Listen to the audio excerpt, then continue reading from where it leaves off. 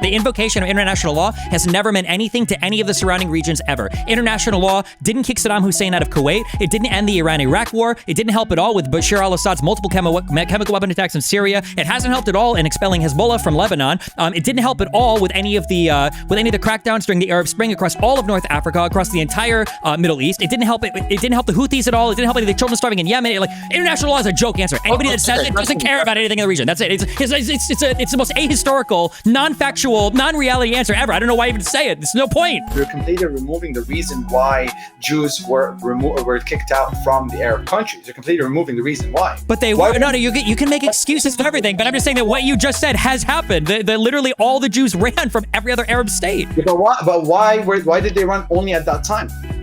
Because after the war in 48, a lot of the Arab states started to view a lot of the what? Which was fired by what? Which was fueled by what? What fueled the anti-Semitism in the Arab world that pushed the Jews? By the way, not all the Jews. Whoa, careful. Jews. Through that, I created a platform called the Levantines to bring anybody who's interested in creating a novel path to peace in the Levant. So whoever's interested in a new page to the Middle East, go check that out on the Levantines.com.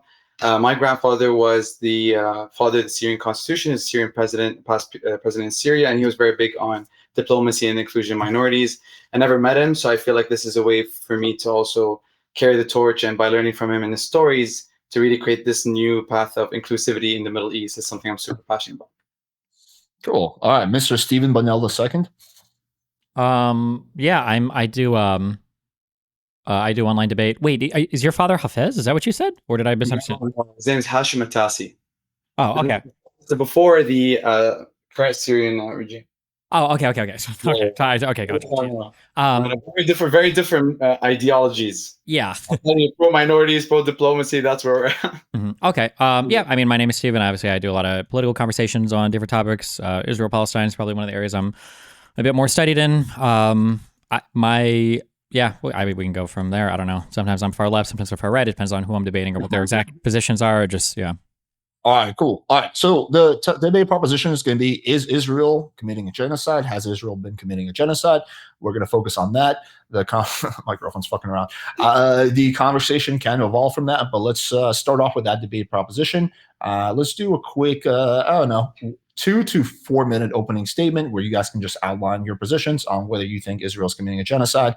I would like to, unless it's directly relevant, stay away from like shit that happened 100 or 200 years ago. Let's just focus on the current timeline.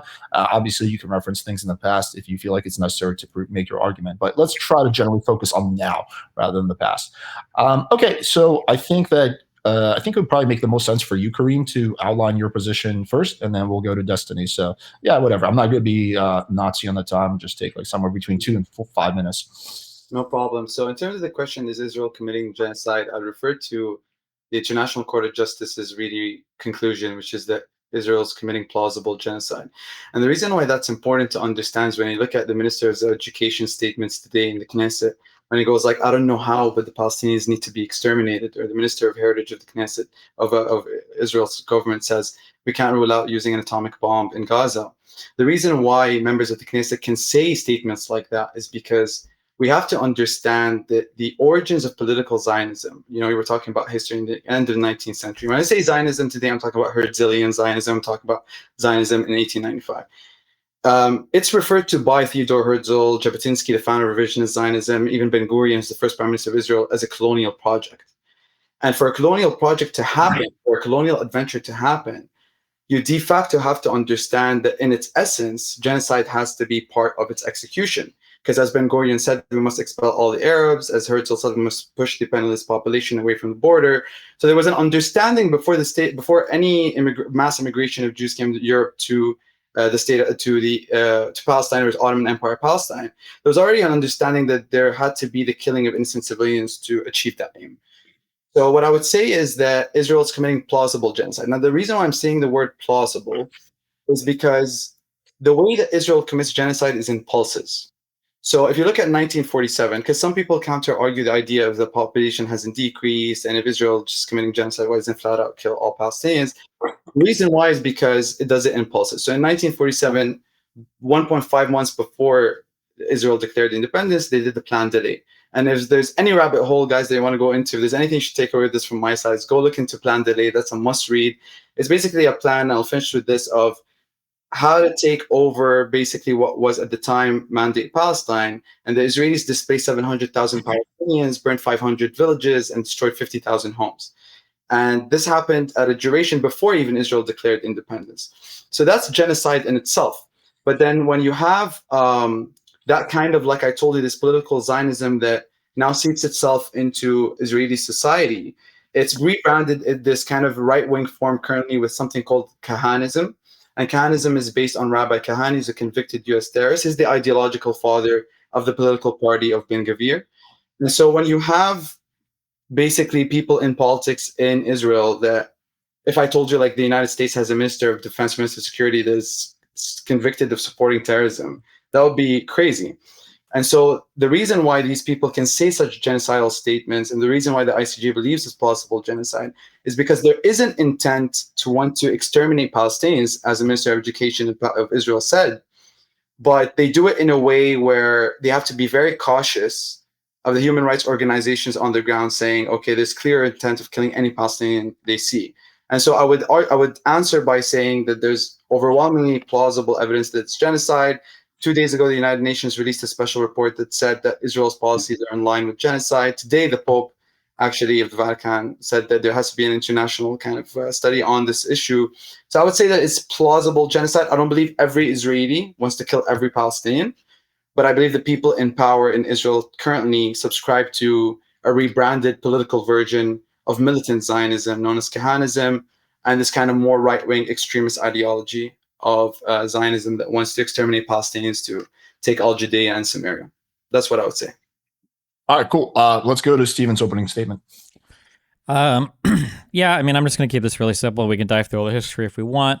The idea that Zionism necessitated the expulsion, the mass expulsion of huge groups of people, or anything what happened that resembled what happened in the Plan Dalit in 47 and 48. I don't believe there's adequate justification for that. We can go back and forth quote sniping if we want, but I mean, the reality is most of the negative quotes that Jewish people or Jewish leaders had about Palestinians came in the 30s, the late 30s, or after, when a lot of violence had already happened from the Arab to Jewish side, because obviously the Arabs didn't want the Jews that were coming in for a variety of reasons. But I think that at multiple points in history, Jews have shown that they are willing to compromise with the state, with the Palestinians or the surrounding Arabs. And I think at multiple points in history, the Arabs have shown that they were never willing to compromise, although that has changed kind of recently, because obviously after 73, Israel kind of showed that we're going to be here forever, no matter what you like, and you need to make peace with us and figure it out.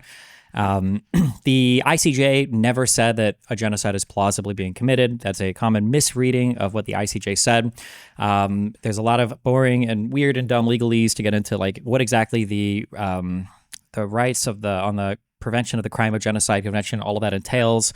But the last ICJ president, who was president when South Africa brought that case before the ICJ, Joan Donahue, she said explicitly, and she clarified explicitly, that when they said it was plausible that the rights were being violated, what they were saying is there was plausibility that the Palestinians had a right to be protected from the crime of genocide by Israel, and they explicitly did not say that it was plausible that a genocide was occurring. These are still things that are within the determination of the court, and it'll depend on how the case proceeds and what South Africa presents and what Israel presents in contradiction to that. Insofar as like whether a genocide is happening or not, like the only thing that I guess I ask people to consider, although it doesn't matter at this point, because especially with this conflict, like people have their narratives that are so widely divergent from each other historically and factually.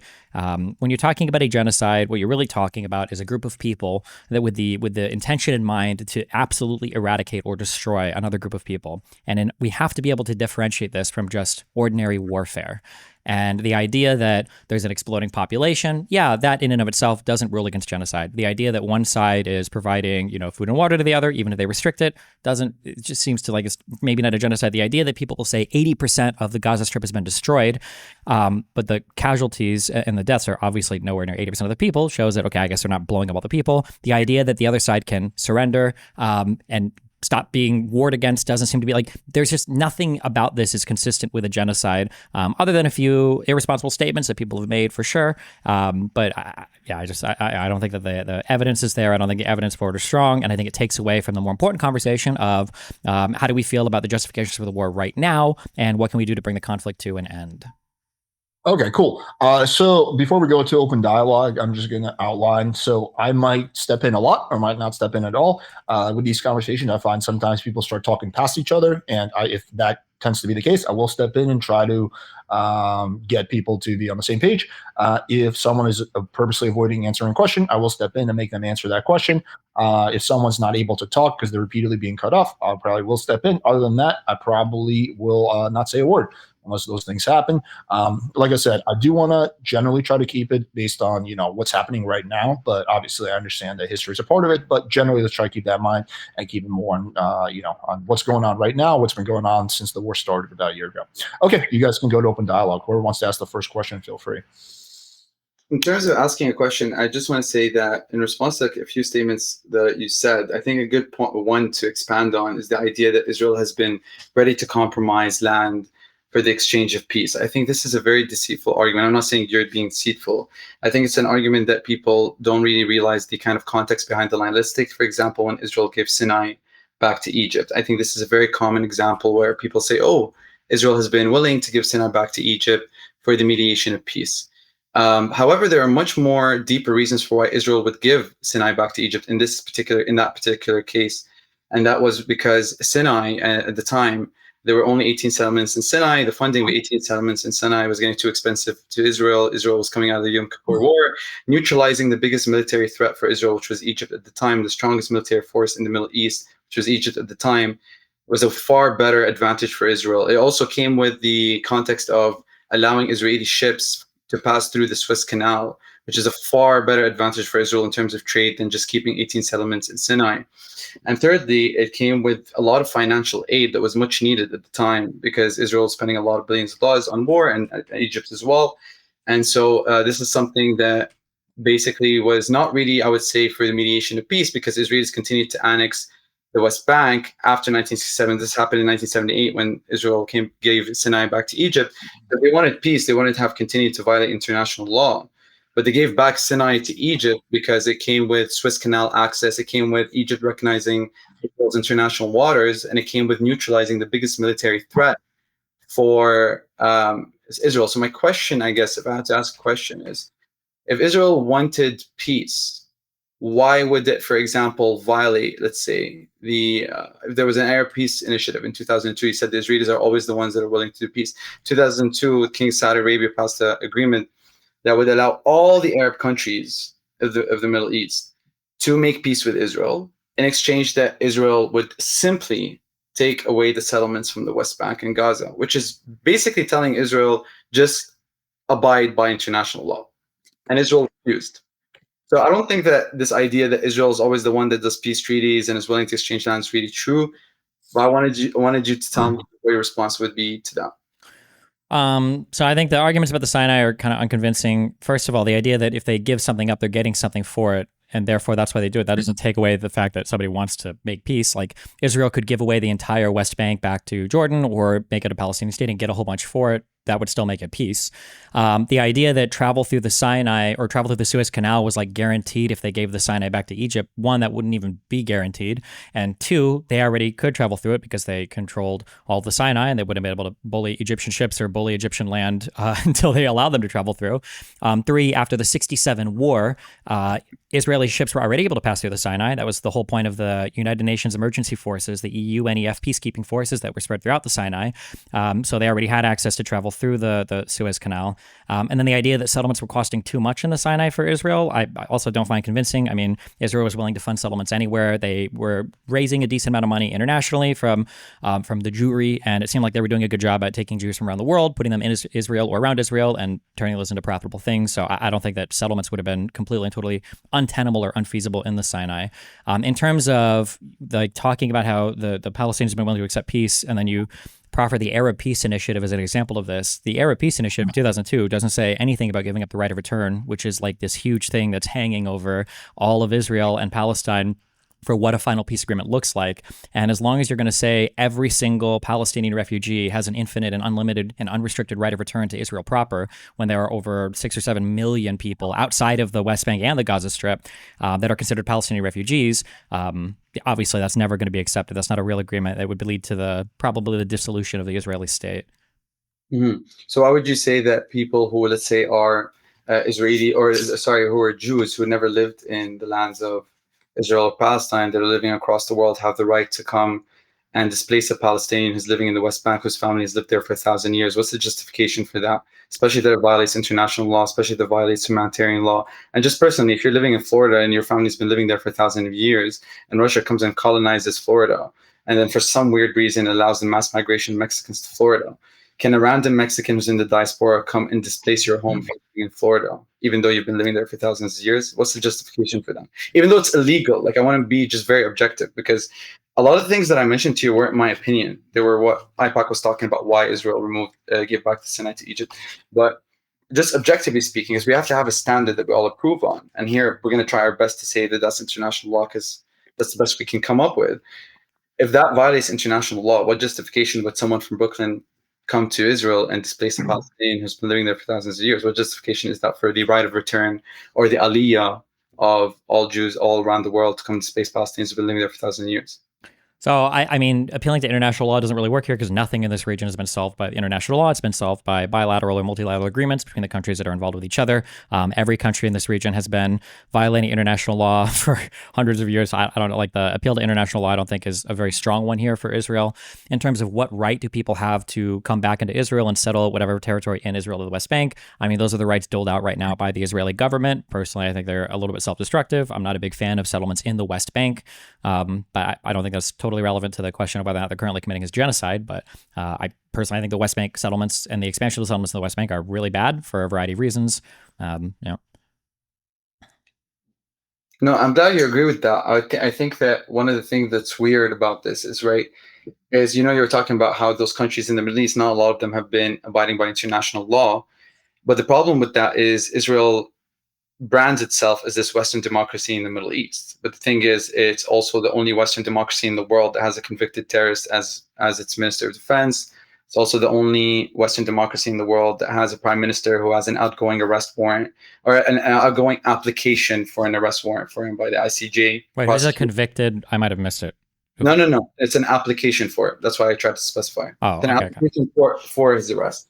I think he's asking about who's the convicted terrorist. Netanyahu. The prime minister. No, I thought you were talking about Ben Gvir. Ben Gvir is the one who's convicted of supporting terrorism. That's is that what you're asking? Yeah, that's him. 2007. I think that was the question. Yeah. Yeah. Is it? I could be wrong. Isn't Ben Gvir is he the interior minister? He's not the defense minister, right? Of defense, Minister of Security. Oh, okay. Yeah, Minister of Security. He is also a member, just for the sake of conversation, of a party called Azmat Yahudit. Azmat Yahudit is the ideological child of the CAC.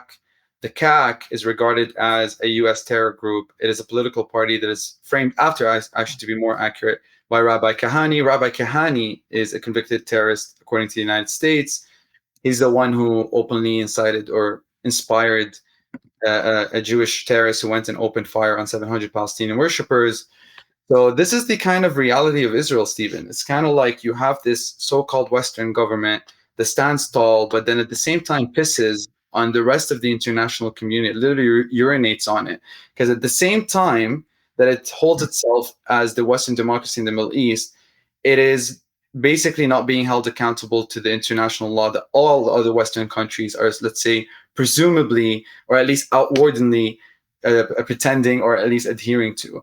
And so the idea of the fact that it doesn't matter, I disagree with, because we have to have some sort of standard that we're referred to. I mean, I'm not gonna, if you're gonna come compare, let's say, Israel with a country that's been in war for the past 10 years, or the past kind of 15, or had a 10-year-long period of war, let's say Iraq, or the invasion of Iraq from the United States, it's gonna be a very different picture. Because here, in one side, you have a country that's been funded by the United States continuously, that's been backed by the United States, that holds itself as a Western democracy.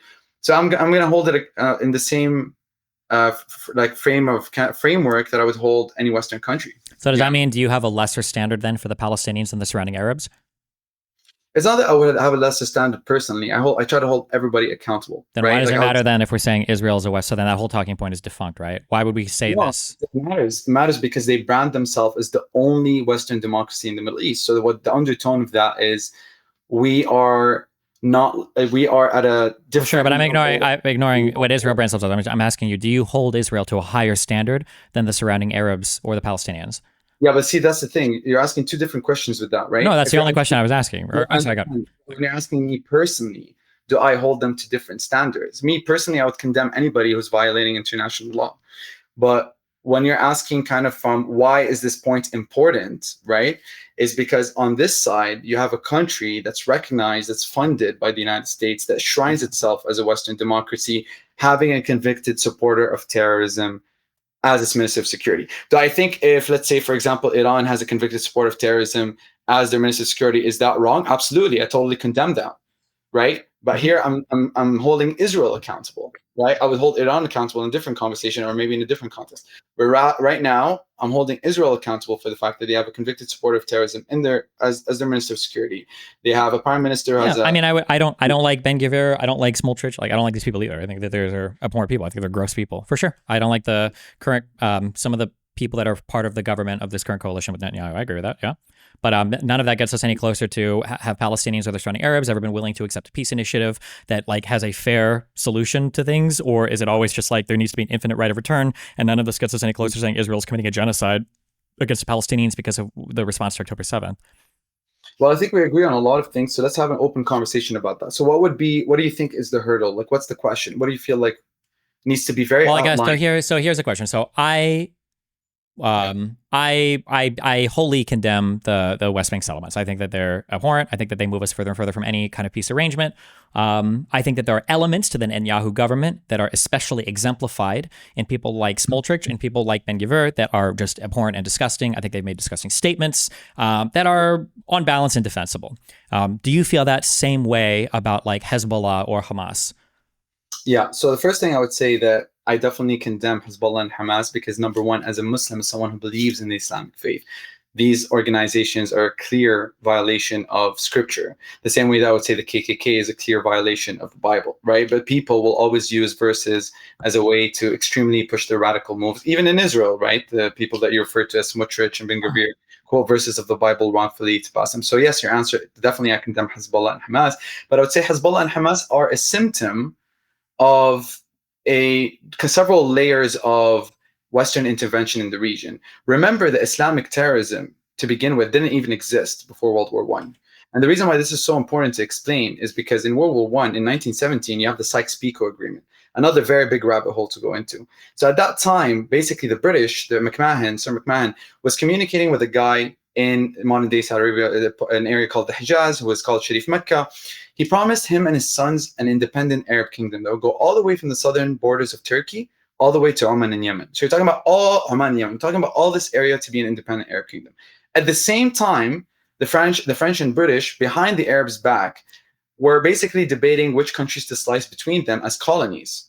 So they were lying to the Arabs that if they revolted against the Ottomans, they would give them an independent Arab kingdom, while at the same time discussing between themselves which colonies to take. And as Lawrence of Arabia put it in his book, 7 Pillars of Wisdom, they've said that this, who was a spy, a British spy in the Middle East, he said, we successfully divided the Islamic bloc such that it can never reunite. So the first thing to understand is that Islamic terrorism, or this kind of movements of Islamic terrorism, Islamic terror groups, came as a response to the fact that Western intervention through multi-layers, right? Whether it's in U.S. invasion of Iraq, etc., or through multiple layers, even Al-Qaeda, right? Al-Qaeda is a U.S.-funded group that was established to fight the USSR in the Cold War, right? So all these Islamic groups that were created in response to Western intervention in the region, and the reparations not having been executed, and no rights have been given, and no justice has been served. And so, for example, take Hamas. Hamas was elected in 2006, right? Israel was made independent in 1948. So you're talking about almost 60 years of illegal occupation, of displacement of Palestinians, of annexing of land, right? Of the killing of innocent civilians in multiple instances, right? Killing of journalists, right? Using a white phosphorus. I can go on and on. Illegal detainees with no sentencing. Those 60 years of that, if the international community then passes a law and says, you know what, Palestinians, you're right, annexing land from the West Bank is wrong, and still nobody's heeding to the call of the Palestinians, what would you do if you were living in Palestine and you're a Palestinian and someone's taking your home, you're getting displaced, now you're in the West Bank, someone's taking now your land, the international community agrees with you, it's illegal, but Israel continues to annex it, or if you're living in Gaza, for example. And so I would say that Hamas and Hezbollah 100% condemn them, but I'm not naive to not realize, and not say that you're naive, I'm just speaking in generality, that they're a byproduct of Western intervention in the region and the lack of respect of Israel in this specific case to abide by international law and to ensure reparations and justice and the acknowledgement of plan delay and their past. Okay. In that case, then I would further qualify then my condemnation of the Israeli government. I would say the condemnation that I have of the Israeli government, while I understand that their militarism is not good and their imperial, we'll call it imperial adventurism, furthering entrenching their West Bank settlements is not good. I understand it, and I know where it comes from. The idea that the Jews had been basically betrayed by Europe when they were Holocausted, that they'd been betrayed by the British when they were promised, a land that was safe for them to live in the Levant, and then when they felt themselves betrayed later on by the Palestinians and the Arabs when they were attacked and massacred in places like Hebron, and across every single Arab majority country in the Middle East when they defended themselves in 47 and 48. And then when they further defended themselves in 67, and then when they defended themselves in 73, I understand why Israelis don't trust surrounding Arab states and where their militarism comes from. Probably because it seemed to be the explicit goal of all of the surrounding Arabs that the Israelis, the Jews, needed to be excised from the continent. There was no acceptable Jewish state that could have ever existed there. They felt like they were entitled to that land after the collapse of the Ottoman Empire. You bring up the Sykes-Picot Agreement. You called them colonies. I don't know if I would necessarily agree with that. The Sykes-Picot Agreement definitely split spheres of influence, but it wasn't necessarily make colonies. They gave mandates to all of these areas so that they would individually administer and govern themselves and then become their own countries, which they did. I also don't know, you referred to those, the Mi'kmaq correspondence back and forth. I don't know if I would say that none of that actually hardcore delineated this will be the new Arab state. I know some interpret it as though maybe promises were made, maybe not, but those correspondences didn't actually lay out like a solid, like this is the country you're going to have afterwards. But I could understand Arabs feeling a little bit betrayed by that, although there were mandates after the dissolution of the Ottoman Empire and those countries were created.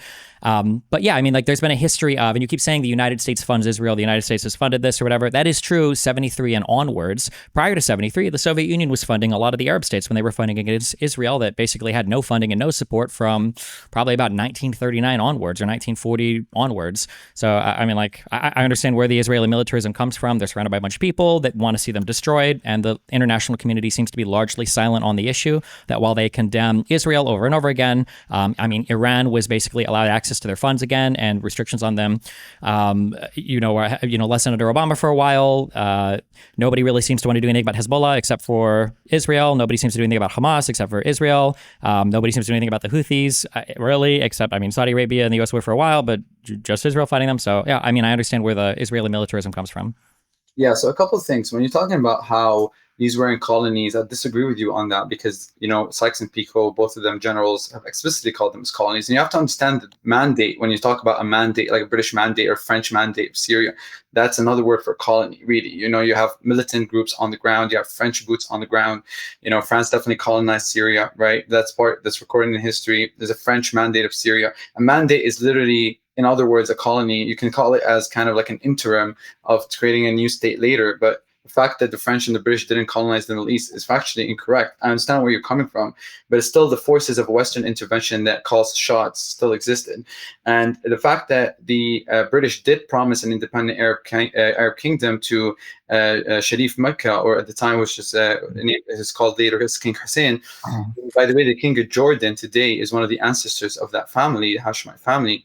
You have to understand that basically in multiple communications back and forth, they've promised those lands, and then there was an evolution of that, which is why eventually you have Jordan being recognized as under, that Hashemite family. There was a point in time where the West has ceded into the degree by which those promises they made. So, for example, like at the beginning, they promised an independent Arab kingdom. Later, they said, "Oh, the west of the west to the cities such as Damascus, Homs, etc., which is basically modern-day Lebanon, Palestine, cannot be said to be truly Arab." So they weren't going to include it in the independent Arab kingdom. Later, that evolved, right? So a lot of betrayal and promises happen, and I think you recognize the betrayal aspect of that and why Arabs would feel that way. You also said something about why Israel would feel be militant because of the fact that Jews have been betrayed in Europe and betrayed in the Middle East. First of all, you said it perfectly. There were Jews in the Middle East, and you said they left the Middle East. They left Middle Eastern countries, as you said, in the period between, let's say, 1930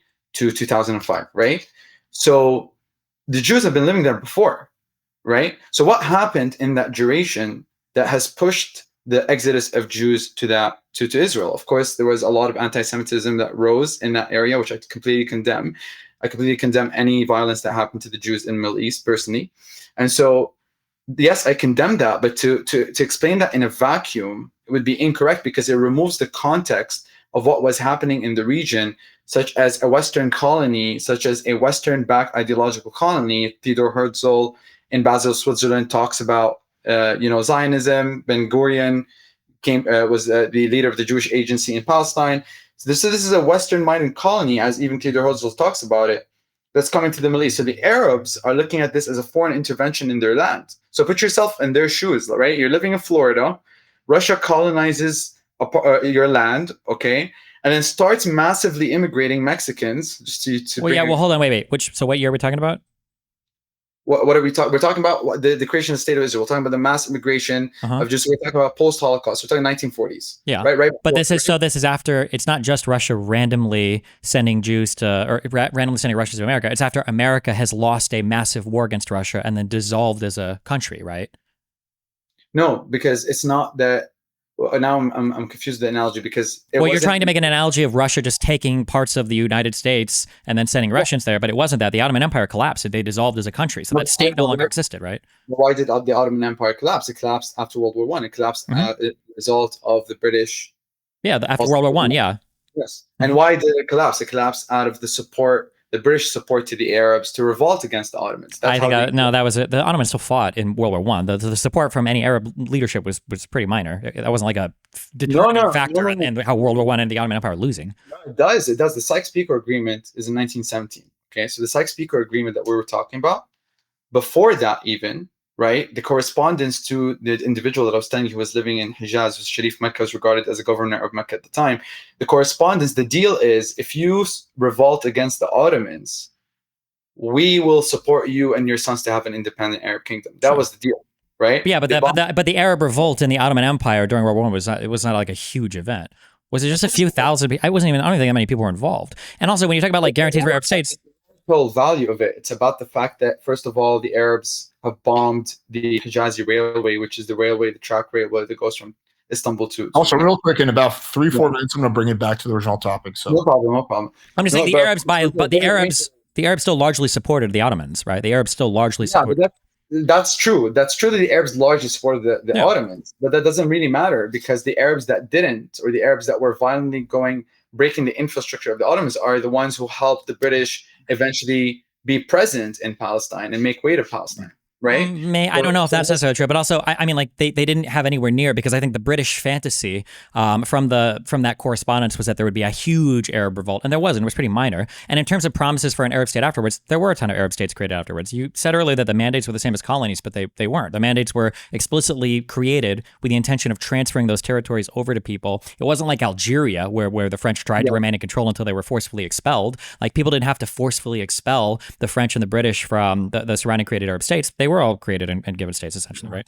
So that's not completely true. So the first thing you need to understand is those countries that were split in a way in terms of their borders specifically designed so that they would be in continuous conflict. It's not like the British and the French said, okay, we're just going to give the Arabs independent sovereignty and we're going to leave. That's not what happened, right? If you look at Lawrence of Arabia, who was the spy who was sent to the Middle East to be basically the person who was kind of befriending the Arabs and acting as the British liaison to the Arabs. In his book, he talks clearly about the fact how the British betrayal to the Arabs has led to them selling their land, has led to them basically betraying their cause and dividing the Islamic bloc completely, and how the borders of the Arab countries, especially Syria, Lebanon, etc., because of the ethnic demographic portrayal of that, they divided the countries in a way where the distribution of ethnicities and minorities and majority would be in such a way where those countries would be internally in conflict. That's why the Middle East is continuously in chaos today, amongst many other factors. But the framework of that was done by the Sykes-Picot Agreement. The borders of Syria, Lebanon, Iraq, etc., are designed specifically so those countries are completely in. Why didn't the borders of any of those countries change in any of the ensuing wars for the next 100 years then? Because how would they change? How would that happen? They would conquer territory from the person next to them. So, well, you have to understand that ever since that happened, right, there was a series of governments that took place, but there's always been destabilization. Right? In some states, yeah, some states have been more destabilized than others, for sure. I mean, Iraq was destabilized, Syria was unstable, Lebanon was unstable, right? The only ones that weren't were the Gulf countries, and I can go into why later. That's a whole completely different conversation. I mean, there was a variety of. It depends on what you consider stable, but for instance, Egypt, Iraq, Jordan. Were more stable than say, Syria was incredibly unstable in its beginning. Well, why was Jordan stable? There's a reason for that. Sure. If you're going to bring up the fact that the Hashemite monarchy derived a lot of its value from, some people would argue, probably installed by the British or validity from the British. Yeah, but I mean, but again, there were tons of wars that were fought. It's not like there were borders changing all the time because these borders were cut so arbitrarily, and it's not like the ability to change borders wasn't possible because World War II happened, obviously, and people changed borders during World War II. So the idea that the British and the French carved this up explicitly just to cause conflict just doesn't seem reasonable. That's their own words, right? If you look into, is it their own words, or is it what one guy, the Lawrence of Arabia guy, said? But Lawrence of Arabia is a representative. He's literally a British spy in the region, right? He's a member of the British Legion Army at the time, right? So take him at his words. But going back to why I'm opening all this topic, right, is I think we were talking about how does this relate to Israel? Again, remind me, we're talking about how this relates to Israel. Yeah, I'll bring it back. Yeah. I'm gonna pose this question. That's a different way of approaching the same exact discussion. Yeah. So, which of these three options do you think is the case? Number one, Israel is purposely targeting civilians, or at least sometimes purposely targeting civilians. Number two, Israel is just indiscriminately shooting and bombing civilians. They're not purposely trying to target civilians, but they just don't care if they kill them. Or three, Israel is generally trying to follow the rules of law, and the people, most of the time, the civilians to die are just casualties, right? But Israel's doing their best to limit civilian death. Which one of these three do you guys think is the option? Is the most likely scenario? It's a weird question because there were instances, right, where it is clear that Israel has killed civilians deliberately, right? You have the example of Hind Rajab, 10-year-old kid. There's a lot of kind of investigations that happen on this case where basically she was shot. A lot of analysis says 300 bullets. It's kind of debated in different sources, but the idea is that there was a young child, 10 years old, who the Israeli army was able to see in the car. I mean, the World Kitchen, I can talk about that later, but they kept shooting this car where this 10-year-old was in, ended up the family dying. Hind Rajab survived, calls for help. The paramedics come in. The Israeli army shoots the paramedics and end up eventually killing the 10-year-old child, right? And so I'll talk about even the World Kitchen because that's even something that's much more recent. The World Center Kitchen, I believe, was a human was a human aid organization to support people in Gaza on the ground. Many of them were foreigners. They had this truck with the logo of the WCK at the top. They communicated, I have it in this source actually, with the Israeli army. They told them the routes that they're going to take, and they also told them to identify them based on the logo that they have on top of their van. Despite all of that, and despite the Israeli army knowing that they're working on the ground, they approved the routes of that, they still bombed them with 3 separate missile attacks, right? It's not like it was one missile that exploded all 3 cars. It was 3 drone attacks, right? And then you also talk about the doctors that are testifying recently for finding bullets in baby brains, right? In children that are below 2 or 3 years old with bullets in their heads. When you're a sniper in the army, you're not sitting there and shooting everyone if you're shooting, I don't know, a semi-automatic rifle or an AK-47. You're literally aiming deliberately at the person, right? I would say, to answer your question, it's not like all of Israel wants to deliberately kill every single Palestinian. That's what makes these conversations always nuanced. I would say that either there are members in the IDF that are driven by this extremist ideology that they just hate Palestinians and they have this kind of supremacist view of themselves, or it's that there's an ideology at certain moments where there's certain operations where kind of this ethical framework gets overcome or gets penetrated, and then they end up actually killing innocent civilians. So I would say it's closer to 1 or 2 in my opinion. But I don't, Israel is always killing. Yeah, we're talking about currently, and we're talking about the IDF. We're not talking about like just the average Israeli. Okay. The IDF. We're talking about the leadership in Israel. We're not talking about the average Israeli. I would stand with what I said, that there's a lot of clear cases where the IDF has killed civilians deliberately, not as a cause of collateral damage. Okay. Let's let Destiny. Go ahead, Destiny. Yeah, I mean, I'm sure there's tons of evidence of bad actors individually that have done things, but the idea that there's some like top-down coordination or top-down plan to kill people, I just think that the situation on the ground just wholly betrays that. I think we would expect to see far more people killed, given the amount of damage and weapons that have been deployed. I think we would expect to see far more evidence of there being these commands issued. I think we'd expect to see far more like situations that are horrible, no other explanation. The idea that like Israel is engaged in like this just the most subliminal genocide in all of human history, where they're trying to commit as much of a genocide as they can without anybody in the international community noticing, and as much of a genocide as they can, I guess, for the ICJ to still have the South African people bring a case against them for genocide, but nobody else can see it, and it's not really killing enough people to get rid of all of them, but it's enough to make everybody hit it. It's a super wholly unconvincing. Like if I just say instead, Israel feels like it needs to defend itself against Hamas, and in doing so, they persecute a pretty aggressive ground war in one of the most densely civilian populated areas of all time, and they're just pretty shitty towards Palestinians in general. So they're an occupied people. They view them as kind of an enemy. Like that explains literally every single thing from top to bottom, without very many difficult to explain things. People die in war, accidents happen in war, things fuck up. It's not good, it's not pretty, but it's happened in literally every single war ever. We just have an unprecedented amount of access to this one. Real quick, I want to flesh out Destiny's position. Are you saying it's more of number 2 or more of number 3? What was 2 and 3 again? 2 is just negligence. Like Israel's not purposely trying to kill civilians, but they just don't care if they kill civilians. They're not trying to actually go out of their way to protect the civilians. Number 3 is they're actually going out of their way or doing what, for example, the American. It's obviously like heavily in the direction of number 3, of course. Okay. Yeah. So what what you were saying about that if you were to say the narrative that Israel is protecting itself against Hamas, everything would slot in. But the problem with that is that Israel is committing those atrocities and violations of international law before Hamas was created. So you have to go back to the root cause, right? These issues have existed before Hamas has ever existed. So to frame them as a cause of Israel defending itself against Hamas completely removes the 40 years or so, let's say 2006 till 1948, or 60 years of that existing before Hamas existed, right? So what do you make of? Why did we go back to 48 again? Let's go back to 19. I'm just giving you a period of time before Hamas existed where Israel was still committing those atrocities. Because I think. Wait, what do you mean? This war has led to probably more Arab deaths that Israel has caused than probably the combination of every single war in the past compared to the current war. So first thing you need to understand. So Israel's focus is to annex land. If Palestinians come in the way with that, they'll eliminate them. If they don't have to kill them, they won't. Then why did they withdraw in 2005 from Gaza? First of all, Israel's disengagement in 2005 isn't part of like a peace engagement. It was a part of a peace engagement, but it was part of losing. It was part of withdrawing settlements from a land where they could have pushed Palestinians out, but they didn't. They pulled Israelis out. Right?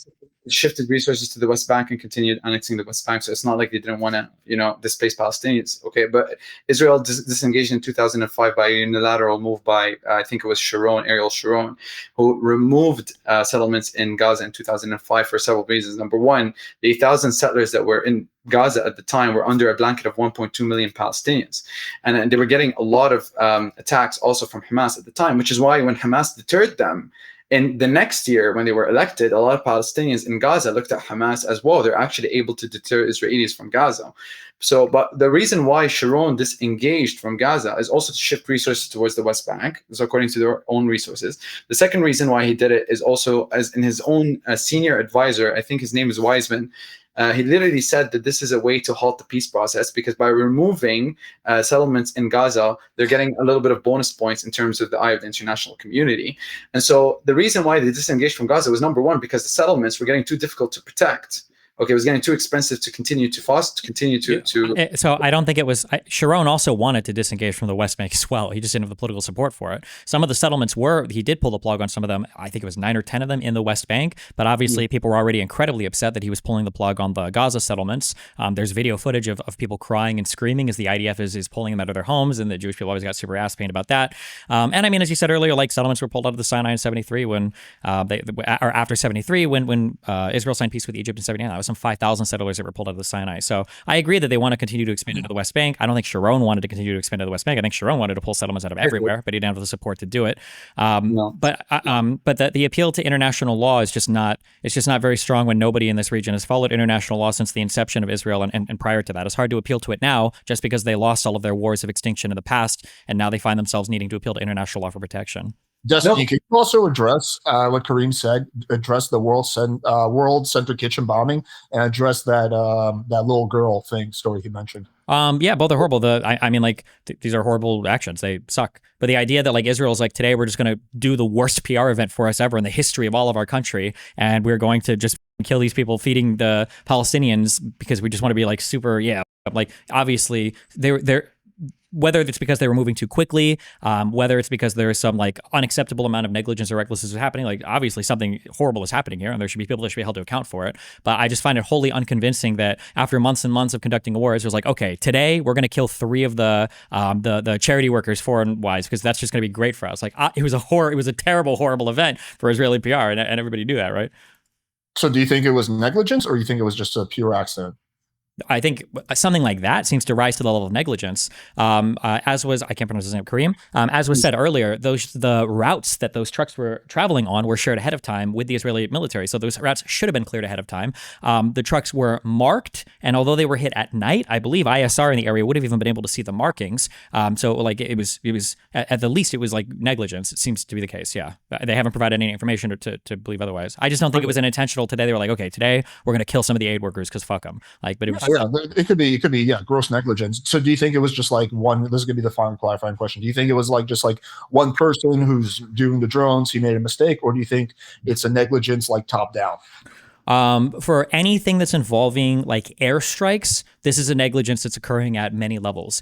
For the thing you said earlier about like a baby getting shot in the head with a sniper rifle or whatever, it could just be one fucked up soldier that either misses or is actually fucking insane or psychotic and does something. But when it comes to things being hit with like airstrikes, this is multiple people are signing off on this at multiple stages. So it could be that there was a failure at a single stage. So there could have been an intelligence failure where they said, we think that, whoever's getting into this car is Hamas. But I feel like there still should be other things that are clearing that strike, especially given that these are aid workers that are moving on a pre-approved route that would deter from this type of thing happening.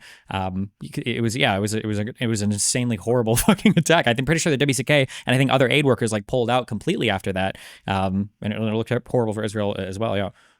So this is my final question on this. So wouldn't this act of mass negligence, where it's like multiple levels, if that what you're saying is true, wouldn't that kind of go against the idea that Israel is the top down, Israel is not being negligent? Like, wouldn't that kind of go against the point that it's most likely the third option? No, because I think that if you look overall, like again, there are going to be things that happen in war where people fuck up really bad. But even the United States, I wish I remember the year for this.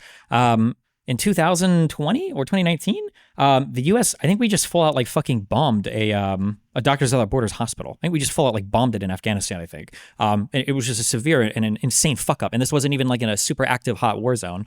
Again, I just don't think there's good evidence to show that Israel is like intentionally trying to kill aid workers or intentionally trying to kill Palestinians, because there'd just be so much more evidence of this happening than things happening. All right, I'll let Kareem take it from here. Mm-hmm. Yeah, well, so a couple of things. You mentioned about, let's start with the first thing you mentioned about how Sharon did not want to annex the West Bank. That's not true. He was the one to encourage the youth to go and at the hilltops. This is kind of the slogan of the Hilltop Youth, a terrorist organization. Kareem, let's try to keep it on. I'm just going point by point. I'm just trying to say that the idea that Sharon did not want to annex the West Bank is not true. And they disengaged in 2005, again, because they wanted to shift resources and wanted to kind of get this carte blanche in front of the international community, and because it wasn't worth. And that's why, by the way, they're slicing Gaza today, like what their plan for Gaza, and why they destroyed 80% of schools, 80% of hospitals, 70% of hospitals, 80% of roads. And why, like you were mentioning, a lot of the times people say, oh, the civilian casualty ratio to people is not that bad, and they say, oh, only 45,000 people died.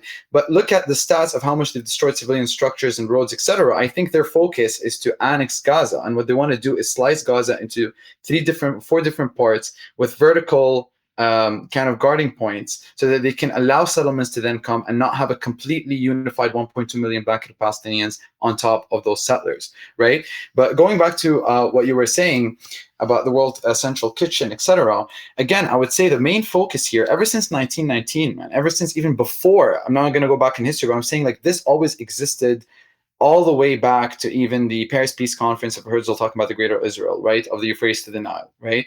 And what Smotrich talks about very recently in an interview in a French documentary, talking about seeing Israel stemming from modern day, basically, Iraq, Syria, Lebanon, Jordan, Palestine, and a bit of Egypt, right? So he's talking about this Greater Israel project.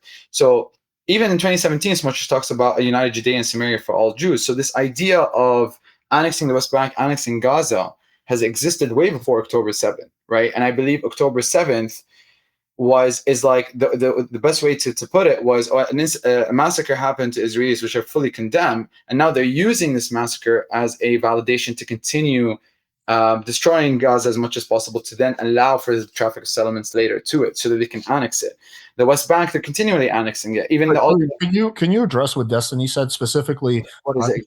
The point he's making is that there's probably isolated incidents of negligence, like the World Central Kitchen bombing, but he doesn't think it's an overall thing where there's just he thinks those are just isolated instances of negligence. Can you speak on that? Yeah, but I think we're giving Israel too many kind of benefit of the doubt to a degree that we're saying, okay, well, maybe it's only the government of Israel is the one that's crazy. Netanyahu has an arrest warrant, as an application for an arrest warrant for him. Oh, it's a Ben Gvir, he's the minister of security, even though he's the minister of security and he's a convicted terrorist. Oh, maybe it's just that one guy, and then you kind of these incidents that we're mentioning, we're kind of isolating them as this kind of individual cases, but what we're not looking at is the root source of the ideology that is driving those individuals to do these cases, right? And the ideology behind that supports those people, that pushes those people to do these atrocities, is really intertwined and embedded in government, in the current government of Israel and Israeli structure, and dates back all the way, as I proved to you before, to the creation of Israel. So, but again, just as a real quick thing, because you see, again, I don't like the quotes. You're talking about these quotes at the Paris conference or whatever, in the early 1900s, 1919, right? I mean, what did you say? You said from the Nile to the Euphrates, but what happened? Israel is forced to contend with political realities on the ground. If they really cared about that, they would have never given back the Sinai to Egypt, right? But they did. Yeah, but so they can be forced to contend with the realities of the ground. And also, Sharon wanted to pull out of the West Bank. He literally left the Likud over his disengagement plans and created a whole new party, but he ended up stroking out, and so he couldn't do any of his shit. But Sharon, I wish I could remember the quotes at the time. I think it's in Ben-Ami's second book, but Sharon never thought that there was a viable path forward to having settlements in the West Bank, because the demographics weren't there. The same thing that Ben-Gurion and everybody had warned before 1967, they don't have the demographics to actually control any of these places. And if they tried to annex them, it would mean the end of Israel. And that was true. I don't remember if it's not Fatima, Kadima, maybe, I think was the name of the party. I think it literally means moving forward or progress or something like that.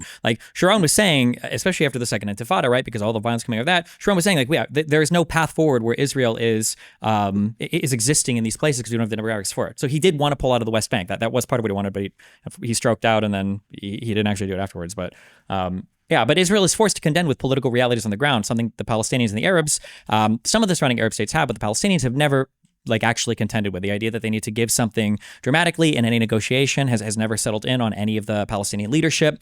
And again, we can find quotes from Israeli leaders saying, well, from the river to the sea, or from the Nile to the Euphrates, or this Greater Israel plan. But they've signed agreements and they've signed deals with other Arab states that, to my knowledge, I don't believe they've really gone back on it also.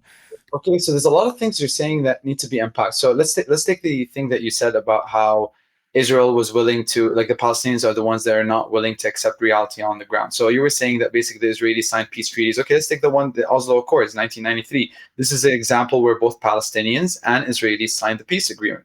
Okay, so for those who don't know who are watching, the Oslo Accords basically was an agreement that would give the Palestinians the control over Area A of the West Bank, which is 17% of the West Bank. Area B would be mixed shared control, and Area C would be full under Israeli control. So you're talking about an agreement where Israelis would give Palestinians 17% of an already less than 50% land of their own total land that they were living in. So let's say they accepted that. Despite them accepting that, Israel continued to annex Area A, right? So why did they continue to annex Area A if they were committed to peace? And what's so crazy about that is that agreement is first of all, it's unbelievable because Israel would collect all money, the taxes of the Palestinian Authority, which is crazy, and they would control the land and air trade of the West Bank. And what's even crazier than all of that? Hold on, wait. When you say collect tax money, they also were distributing it back, right? They were just the ones in charge of getting it. To them, right? And so it's not full Palestinian Authority. That's what I'm trying to prove. And the third aspect, which makes this even crazier than everything, is the prime minister who signed this agreement was assassinated by an Israeli terrorist, right? For signing that agreement. So you're talking about a movement, bro, an ideology that despite the fact that this so-called peace agreement was giving 17% control for an already less than 50% land of Palestine or British mandate Palestine to the Palestinians, the Israeli terrorist assassinated the prime minister for going forward. Well, hold on. I mean, if we want to bring up assassinations, King Hussein I was assassinated, I believe, in Jerusalem by a Palestinian terrorist because they were so upset with the agreements that Jordan had made to basically stop conquering past Jerusalem. Sadat was assassinated in Egypt for ostensibly for signing peace with Israel, and I think that it was Hafez Assad said that if he had made any long-term agreements relating to Palestine and Israel, that he would have been shot in the back for it. So I mean, like everybody's assassinating everybody in the Middle East. If you want to get into that, I don't think there's a strong argument one way or another for anything. But see, the thing is, man, we can't keep, like, for example, at every point where Israel's at fault. I'm not saying that I'm not saying all the Arab countries around Israel don't have their own sense of share in terms of things that I would condemn. I would be the last person to say that. I don't even think the main problem is Israel per se. I think the main problem is extremism of all forms in the region. Sure, and I agree. But the thing is I'm willing to hold Israel responsible for the things they're doing. But like, has there ever been a solid, realistic peace plan ever presented from the Palestinian side to the Israelis that the Israelis haven't accepted ever? No, but the thing is, yes, I told the Oslo Accords was an example of that. That was totally skewed towards Israelis. Hold on, the Oslo Accords was not a solid peace agreement. It was literally transitionary in nature. That was the whole point of the Oslo Accords, is they were supposed to resolve in 5 years to an actual peace agreement. It didn't happen. That's why we got Oslo II, and then that's why eventually we had failures at Camp David to make a permanent peace. But the Oslo Accords specifically were not permanent settlements, right? They were supposed to come at the end of a 5-year interim period. Yes, but you're forgetting that the intent, you're for example, like, let me take your UN partition plan as a very simple example, right? You're assuming that when Israel accepts a peace plan, that it aims to respect it. They did with Egypt and they did with Jordan, right? No, but that's different because they're making peace with countries that are on its border that have a military threat to it, and it would gain so much more by making peace with those countries than it would by not doing so. Right. Okay, but then they did. But then, I mean, like, it's not like Arafat or the Palestinians are signing these peace agreements that they're adhering to constantly, right? Like, I mean, that's an issue on both sides. I would agree that the continuing expansions of settlements into Area C was not good under Oslo, but there were also still terrorist attacks that were happening that Arafat wasn't taking a strong stance against under Oslo as well, right? Both sides were kind of fucking each other on it. Right, but the thing is, every single time that we're talking about, instances where Israel's violating their side of the deal, that's going to make the Palestinians not willing to trust any form of peace agreement that the Israelis would come up with as well. Yeah, but it's the same thing on the Israeli side too, though. But the difference is, it seems there have been Israelis in the past that have been willing to go all the way to the outer perimeter of what they could possibly agree to with the Palestinians, but the Palestinians haven't had the leadership. Like, when was Arafat ever going to accept a peace agreement with Israel? But again, right, let's talk about Palestinian leadership, right? Palestinian Authority itself was created majorly, let's say, under like the evolution of the PLO after the Oslo Accords. Again, they're a byproduct of 40 years of Israeli occupation, 60 years of Israeli occupation up to that point. They didn't exist at the kind of, let's say, the beginning of the declaration of Israel. It's not like they were a movement that existed that represented all Palestinians. They existed as a byproduct of that agreement, right? So go back to the root cause. Right? Go back to the root cause. Again, the root problem here is that all the way back from Plan Delay, right? All the way from a plan that would displace 700,000 Palestinians. Well, hold on. Even you bring up Plan Dalet. Right. That Plan D, that was a military operation in the middle of a war where there was an. It started before the war. No, it didn't. No, yeah, no, it didn't. No, it didn't. Check it. I don't need to. I know it didn't.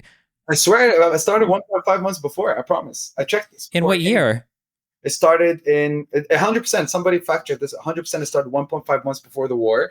But you're right in saying that it extended into the war, the Arab-Israeli war. Maybe sure. I mean, like if you want to say that, maybe the war in 48, like the War of Israeli Independence, maybe it started before June. No. But the Civil War started in 47, like almost a year prior to that. And that was why Plan Dalet was basically in response to our shit is getting fucked up by a whole bunch of Palestinian fighters at that point, right? And they had to figure out how to secure actual paths from it wasn't Tel Aviv at that point, right? It was like Haifa or Jaffa or whatever, the fucking ports all the way to Jerusalem. Like they were fighting against these people, and part of that was the expulsion of Arab villages. But there was like a triangle of villages. There are places where it's not like they expelled every single Arab, and they could have if they wanted to. Like they kept a sizable portion of Arabs still living in Israel proper, and they could have expelled them all if they wanted to, but they didn't, right? Well, first of all, like I said, the intent of respecting those peace agreements, the intent of them wanting to make peace with the Palestinians rejects their narratives, when they, let's say, for example, come and make a peace agreement like the Oslo Accords or like the partition plan, and then not respect their part. Like if you talk every single peace agreement that you would mention, right? Let's say like let's go UN partition plan, first one.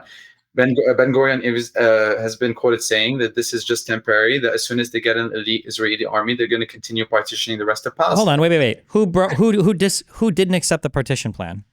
The Palestinians didn't accept the partition plan, but the reason why the Israelis accepted the partition plan was not like they were going to respect the partition plan. Yeah, but you don't know. The problem is we don't know that because the Arabs always gave cause for war. Much the same that if this was not.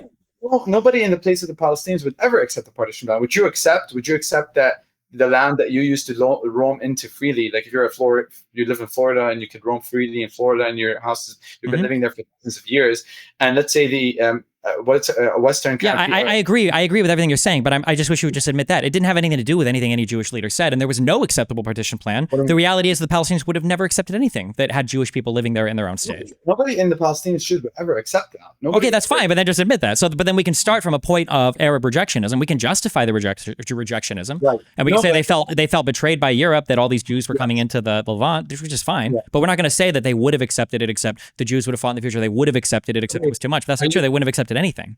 So are you arguing that the Israelis would have respected the partition plan if the Palestinians accepted the partition plan? Yes, of course they would have. Absolutely. But that's what I'm telling you. They said they wouldn't. Right? That's what I'm trying to prove. Yeah, but they also said from the Nile to the Euphrates, and they give the Sinai back to Egypt. So history betrays you. Like obviously Jewish leaders have said a lot of things, but I mean, like Jewish leaders, like two completely different people said that, Stephen. Two completely different people. In this case, it's the same person. Ben Gurion said, first of all, the acceptance of the partition plan is simply to formalize the state of Israel so that it's not in the air anymore. It's a milestone to formalize on the ground that we do have an Israeli state. And it happened, right? The 1947 UN partition plan was released. It wasn't until later that the declaration of Israel happened, right? And the reason why that is because, and when you're talking about Plan Delay was also, in Ben Gurion's words, was in response to knowing that the British are going to pull out of Mandate Palestine, and in order to annex as much land so that it supersedes the 55% that the United Nations was going to give Israel. So in their own words, they accepted the partition plan in an interim manner. Even the hold on, Plan Dalet wasn't part of the partition. Plan Dalet was they were already fighting. They were already fighting a war of extinction. Of course, they're going to push for the strongest borders they can get. They're not getting the 47 borders. They're getting whatever they can fight for, right? No, but what I'm saying is that what you're doing here is you're explaining it from a contextual analysis, but you're removing the intention. No, what I'm doing is I'm explaining what happened, and you're trying to give me a hypothetical counterfactual world that you can never prove exists. Like if you're going to sit here and tell me that Israel would have tried to expand as hard as possible given the opportunity to, I'm going to absolutely agree. It happened in 1967. But what I'm telling you is you can never tell me for sure that if Israel had never been given cause for war by any of the surrounding states, that they would have just started a whole bunch of wars on their own conquer land, because the Arabs already started the wars first. They always kept starting wars. A hypothetical, like we're not going to be able to argue that in a hypothetical world. What would happen if the Palestinians accepted that? But what I'm telling you is based on their own words, Chaim Weizmann, the president of the World Zionist Organization at the time, said the partition will be only a temporary agreement for the next 20 to 25 years. Because you have to understand that at the time, when Ben-Gurion wanted to accept the partition plan, not everybody in the World Zionist Organization agreed with him.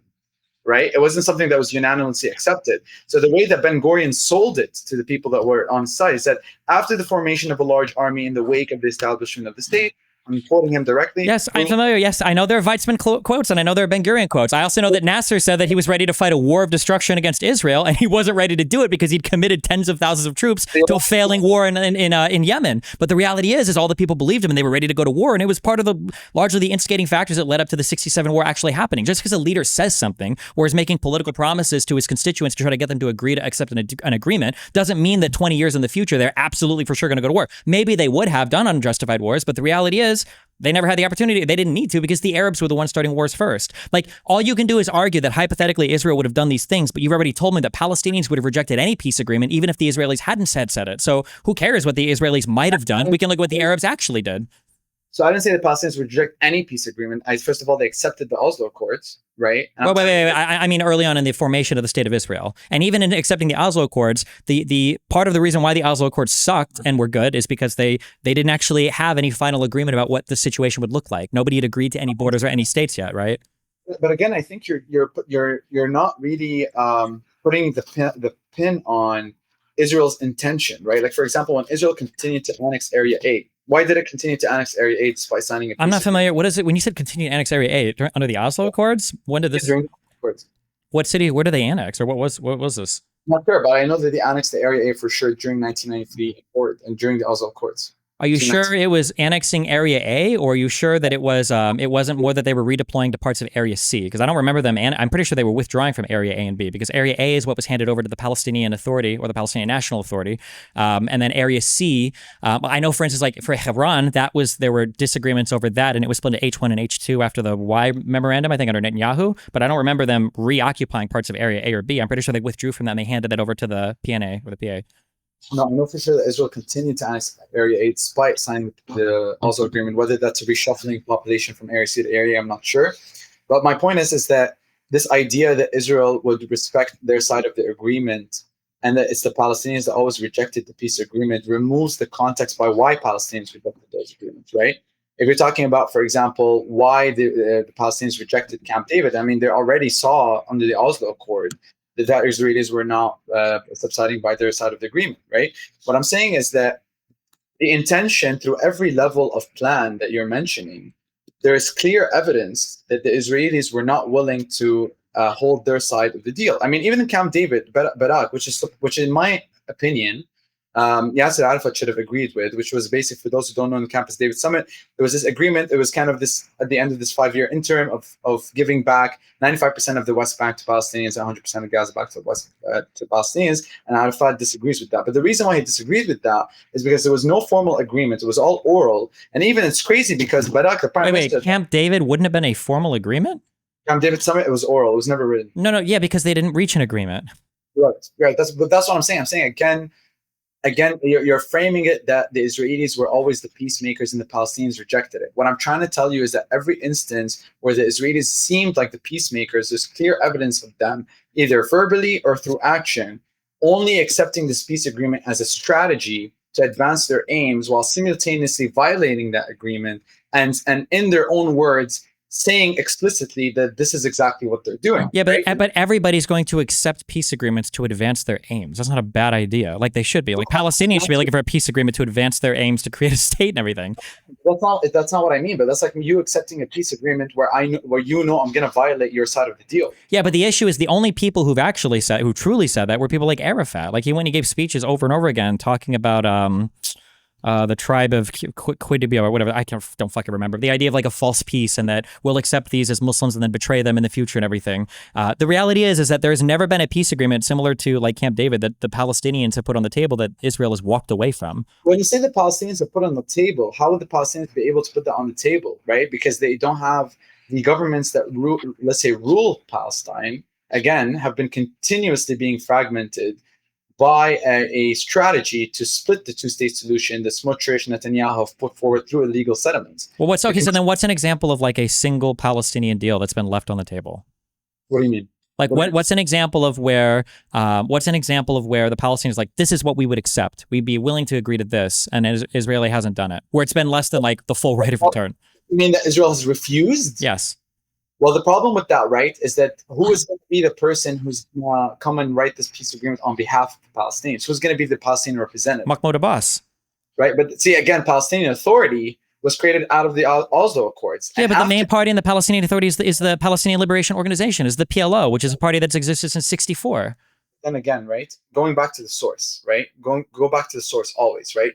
When you're talking about whether there ever was a peace agreement from the side of the Palestinians, the problem is you don't have a representative of the Palestinians. You had Arafat. Right? Arafat was up in. Arafat was in the. It was in the Madrid conference in '91, and he didn't agree to anything. Right. He did the Oslo Accords. He didn't agree to a long-term peace. He did Camp David. He didn't agree to a long-term peace. I mean, why not Arafat? Why didn't he agree to anything? There are reasons every single step of the way, right? Okay, but wait. So there might be reasons, and I'll concede there might be reasons. But then, can you tell me? You can admit then the Palestinians have never ever made a coherent peace offer to the Israelis. There might be reasons, but they've never done it before. The problem with that is how would they? That's my question. I just gave you examples. They could have said something in Madrid in '91 when Jordan was. That's when the peace track. Okay, so let's take the example of Campus David Summit in 2000, where they said, okay, like the agreement is you would leave the West Bank and you would leave Gaza in exchange. And then at the same time, Had Barak says, I went to Camp David presuming we'd not be reaching an agreement. I wanted the international community to stand by us when he hit the Palestinians. And so like basically saying that he was just going with the intention of doing this plan, but he knew it was never going to materialize. What do you mean? They literally, Camp David talks followed at the Taba Summit, like within the year later. They still didn't reach a final agreement. Like this is a place where Arafat could have given a final agreement to everything. And he didn't. I agree with you. Arafat should have approved of it because even though he knew Barak's intentions were probably false, or he intended to not respect his side of the agreement, I still think he should have in terms of the eyes of the international community. But what I'm saying is the reason why the Palestinians or the Arabs at large rejected the plan is because anybody in their shoes would reject the plan.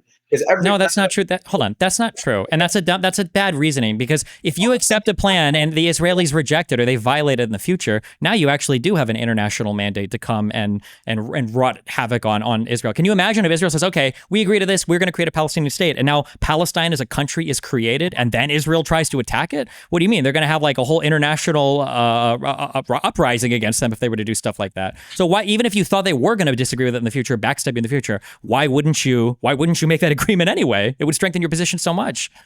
Well, because again, I told you that every agreement that Israel proposed was completely biased towards Israel, or did not give the Palestinians complete authority or self-independence. That would be like me telling you, man, that you live, I don't know, whatever state you want, Miami or like whatever city you want, and then or let's say Florida.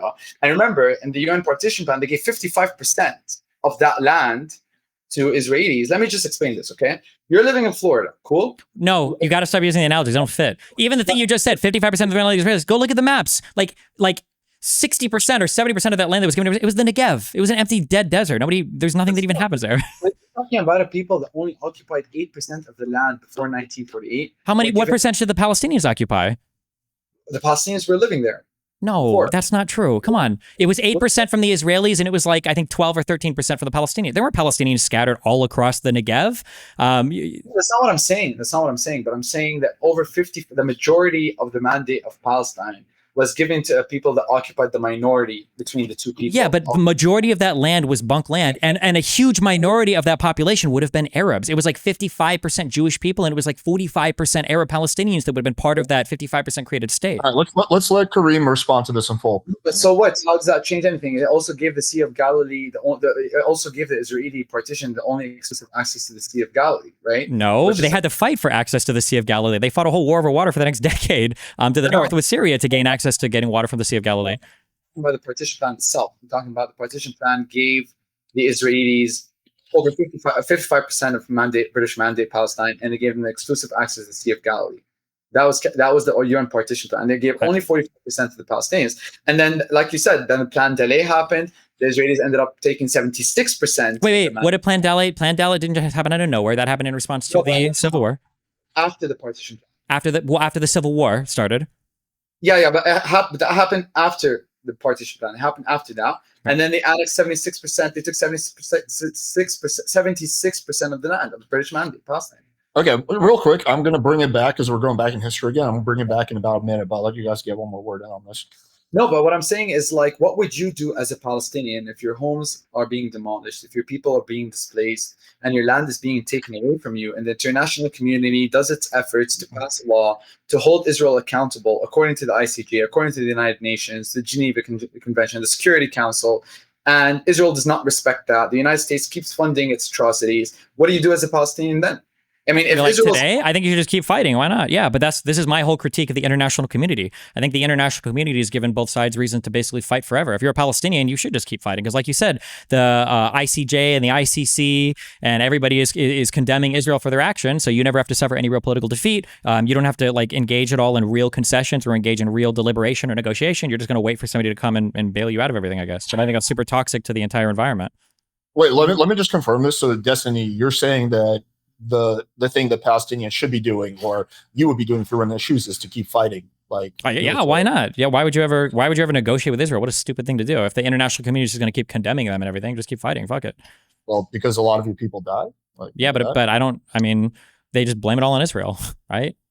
Well, it doesn't matter if your fucking dad is dead. You know who you can blame. But I'll let Kareem go from here. No, but I get where you're coming from. But the idea is that you spoke a lot about peace agreements and how Israel is willing to, concede through peace agreements. I explained to you through different peace agreements how they're, despite them maybe accepting it publicly, that's in a sinister manner or behind the scenes manner, they had other plans. And I was trying to explain that. Now you have a much more clear example where the international community unanimously at times, there are resolutions where even the United States famously abstained and didn't even use their veto power, especially regarding settlements in the West Bank, right? And so now you have a much more clear example where Israel could say, you know what, we're the good guys, we're going to follow international law, and we're going to let the international community help us with this situation. Why don't they do that? Why don't they accept the ruling way before? And now you could say, oh, because there's Palestinian radicalization in response to what happened. But why didn't they do that way before, dating back to 1967 and after? Why didn't they do that immediately? Wait, why would they do it immediately? In 67, where did the 48 borders come from?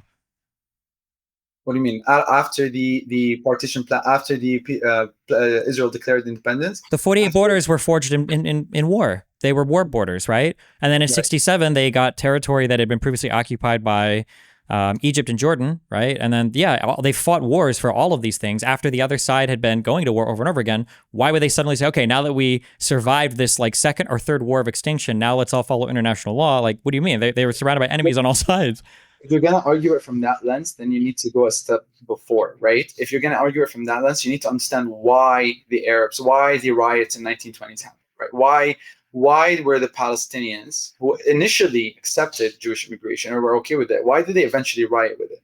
Because the amount of mass immigration from Europe to the British Mandate of Palestine was to a degree that the self-determination, the sovereignty of the Palestinians were being affected. Again, it's like me telling you... Hold on, I don't even... don't misunderstand me. If I was an Arab in 48, I would have fucking fought against Israel. If I was an Arab in 67 and 73, I probably would have fought against Israel. I don't even know if I'd necessarily blame them. I understand why, but I'm saying we can't pretend, like you can't in one end of your mouth justify why they fought them and say this is why they deserve to and they had a righteous cause, and I'd probably even agree with that. But then in the next go, well, they would have accepted peace. It would have just been fair. No, they wouldn't have. They wanted to expel these motherfuckers from the continent. And I get it why, but like we're past that now, unfortunately. They lost the wars and now here we are. We need to settle up. So let me ask you this. I'm curious to hear your perspective on this. Do you accept that if you were an Arab there, that you would probably react in the same way? You were seeing this kind of mass immigration into your lands. You're saying like, what the fuck? We have no power over our own sovereignty. Mm-hmm. The Brits are... and I probably would have done the same as the Jews as well. We're getting holocausted across all of Europe. Britain said that we could come down here, and now we're going to fucking come down here. Fuck them. Yeah, I understand why both sides did what they do. Yeah. Kareem, once you respond to this, I'm going to bring it back. So yeah, no, I get where it's coming from. My question would be, what would you do now, knowing that if you were a Palestinian at the time, you would have done the same thing, and now that the international community is doing its efforts to try to, quote unquote, intervene in the situation and try to create some sort of objective standard that all the countries are on board with. As much let Destiny answer that, and then I'm going to bring it back. Go ahead. Yeah. I would say that I'm the United States, and I would tell the United States that any country that meddles in between any of these affairs is going to get nuked off the face of the earth. And then I would go to Jerusalem, and I would bring Mahmoud Abbas and maybe any other Palestinian leaders, and I would bring Netanyahu and any Israeli leaders, and I would say, here's what's going to happen. You guys need to negotiate a deal I'll give you 2 years to do it. And then if you guys aren't able to negotiate a deal between the two of you, whoever was willing to give more, you get 20 F-35s and however many fucking guns you want, and you're just going to blow up and kill the other side because this is fucking stupid. That's what I would do. Tell them that somebody's going to figure this out. Otherwise, one of you guys is going to get blown up, and then peace, and that's it. Destiny 2028. Yeah. The issue is that, like, unironically, the issue is that both sides are incentivized to fight forever. If you were an Israeli and you made peace, you would be stupid. Why? Keep taking over the West Bank, keep seizing territory, continue on with the Abraham Accords, make peace. You should just do that. Why would you ever make peace with the Palestinians, right? Just keep going. And if you're a Palestinian, why the fuck would you make peace with the Israelis? They're genociding you, they're apartheiding you, the ICC, the ICJ, everybody else going after them. Just fucking wait for the international community to bail you out. That's the problem. The international community is dog shit when it comes to supporting both sides of this region, in my opinion. Yeah, the international community also doesn't quite often bail out countries in time. Okay, so here's one other instance I want to bring up. It's that famous story of the rape of, I don't know if he was a boy or a man, but by the IDF soldiers. But that part is okay. There's a few bad apples, but then protesters broke them out of jail. And then the craziest part is then half of them had their charges dropped. So how would you, I guess let's first go to Destiny. How would you account for something like that? Like what is going on? The climate in Israel is so bad that these people are breaking out rapists. And then why would the court drop the charges on half of them? I don't know. I would have to go and I would need to be more familiar with the details of this case. Like it could be that people didn't believe the charges. It could be that people are just so ass pained at Palestinians that they don't give a fuck what the Israeli soldiers do. I don't know who's involved. Like I can imagine a whole bunch of scenarios from crazy unjustified things to I understand why people do it. Just I don't know the details, unfortunately. Okay, I'll let Kareem get a word in on this. I'm gonna bring up another instance. All I know about this situation is the person who was being raped was apparently a terrorist, like Hamas terrorist. Yeah, potentially, yeah. Right, and potentially, and then basically a lot of Israelis protested against the fact that Israel was going to jail or prosecute the people who raped that terrorist. So they felt this perspective that, oh, this guy's a terrorist, so our people are raping him. Why are you putting our people in jail? That was kind of their perspective, and to me that like eradicates any moral fabric that is objective in the scenario. For me, I think that if you're gonna get gang raped in fucking prison, you gang rape a person, whether they're terrorists or not.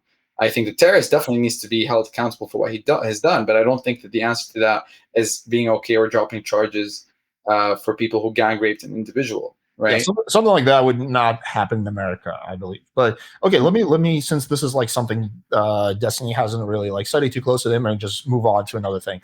The open letter from the 99 medical doctors. So for the chat, I'm sure you guys both know what I'm talking about, but for the chat, essentially, and someone could correct me if I get any part of the story wrong, but there was 99 Western doctors, most of them from America, some of them from England, who went to Gaza as part of a mission. So they have these like whatever doctors have these like groups where they do like volunteer work and stuff like that. They went down there and they wrote an open letter to the American government.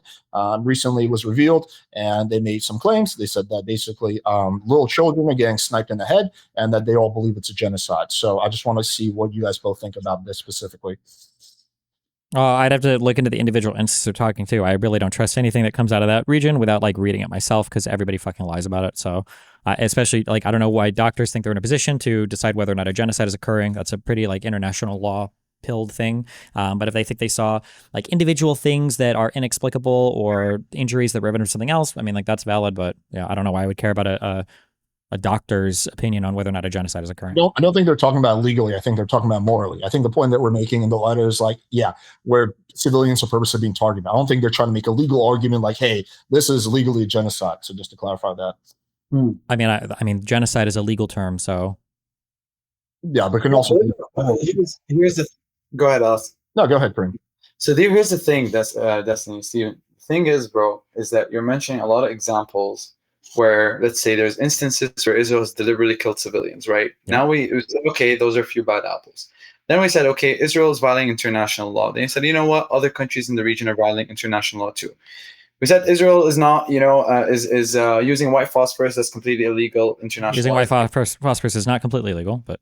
I mean, no, but for in areas where there's a lot of density of civilians to displace, like to move civilians around, it is. right? And there are White instances- phosphorus is considered a weapon of illegal use when you're using it to attack civilians with it.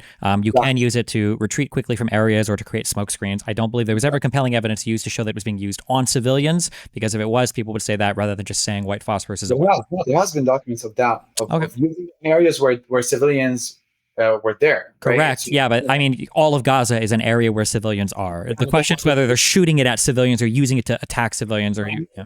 But see, civilians are still experiencing the white phosphorus, man. You know what I mean? But let me ask you this. Well, here, right? I'm curious. How is it Yeah. that? Do you believe that 80% of Gaza is destroyed? Do I believe that 80% of Gaza is destroyed in terms of infrastructure? Yeah. If I'm basing my information or a perception from stats, I would say yeah. So why isn't 80% of the population dead, or 50% of the population dead, or 10% of the population dead? What's happening that's making it so the destruction on the buildings is happening so much, but it seems like there's not the population death to match it? Well, it's probably displacement, right? It's probably a lot of Palestinians would leave if they were told or known that there was going to be a bomb being dropped here, or a Well, if they were military- told, who were they been told by? Well, Israel. Sometimes they would tell them, right? Why would But you some- tell people beforehand if you were planning on genociding them? Because the whole international community is now watching Israel's every step, right? Like they're incentivized to be careful, right? Like the Pope today launches, like literally goes on the stage and says, we need to launch an international study or international analysis into what's happening in Gaza, whether it's a genocide or not. So Israel is also incentivized to be extremely cautious and do everything that they can.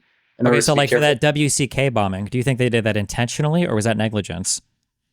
That's hard to say, man. Well, why Hard would you to say. think? So why would you think they could do it intentionally if the whole world is watching even more closely at that point? Why did they do it despite the whole world watching? Yeah. Well, usually when you have attacks like this, there's two reasons why you would do it. One would be either it's complete negligence or complete hatred towards another people, or wanting to weaponize aid, weaponize kind of, support for the Palestinians in whatever way possible. The other is to send a message, The other could be also from an intelligence perspective to send a message that whether you're a humanitarian group or not, if you're supporting Palestinians on the ground, you're not safe. I mean, UNRWA literally was labeled as a terrorist organization a few days ago by Israel, right? So United Nations. Do you think that was unfair? I mean, I think that it's something that, definitely I think it's unfair because it's the only arm as well that is giving aid to Palestinians, right? Well, doesn't KOGAD and aren't there other people that administer aid inside the Gaza Strip as well? And, No, sorry, I'm referring to the United Nations, the only arm. UNRWA. Yeah, I understand for UNRWA. Yeah, but like, wasn't UNRWA involved in like being next to places that had Hamas operating out of it without reporting any of it? Well, see, that's the thing that Israel always says, right? Why don't they provide? This is my question to you. It's like, why don't they just, like, let's say, if they have proof that Hamas, terrorists exist under a hospital. First of all, that doesn't validate dropping a bomb on a hospital and killing innocent fucking patients. Well, I mean, it does, right?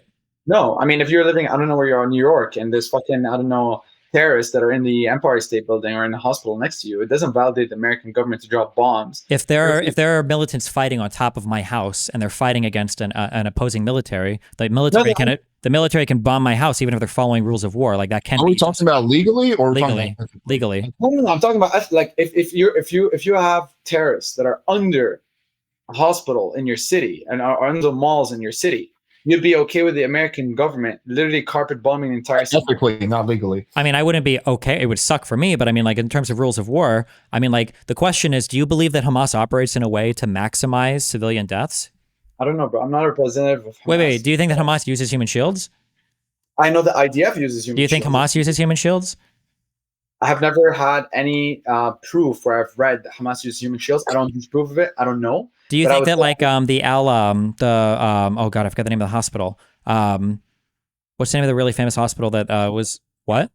Al-Shifa Hospital? Al Shifa Hospital. Do you believe that Hamas was operating out of Al Shifa Hospital, like Amnesty International reported in 2014? But you're asking me a question where it would be impossible for me to know an answer where there's no evidence that was presented for that answer. So you don't think there's any good evidence that's been presented that Hamas is inducing deaths from civilians?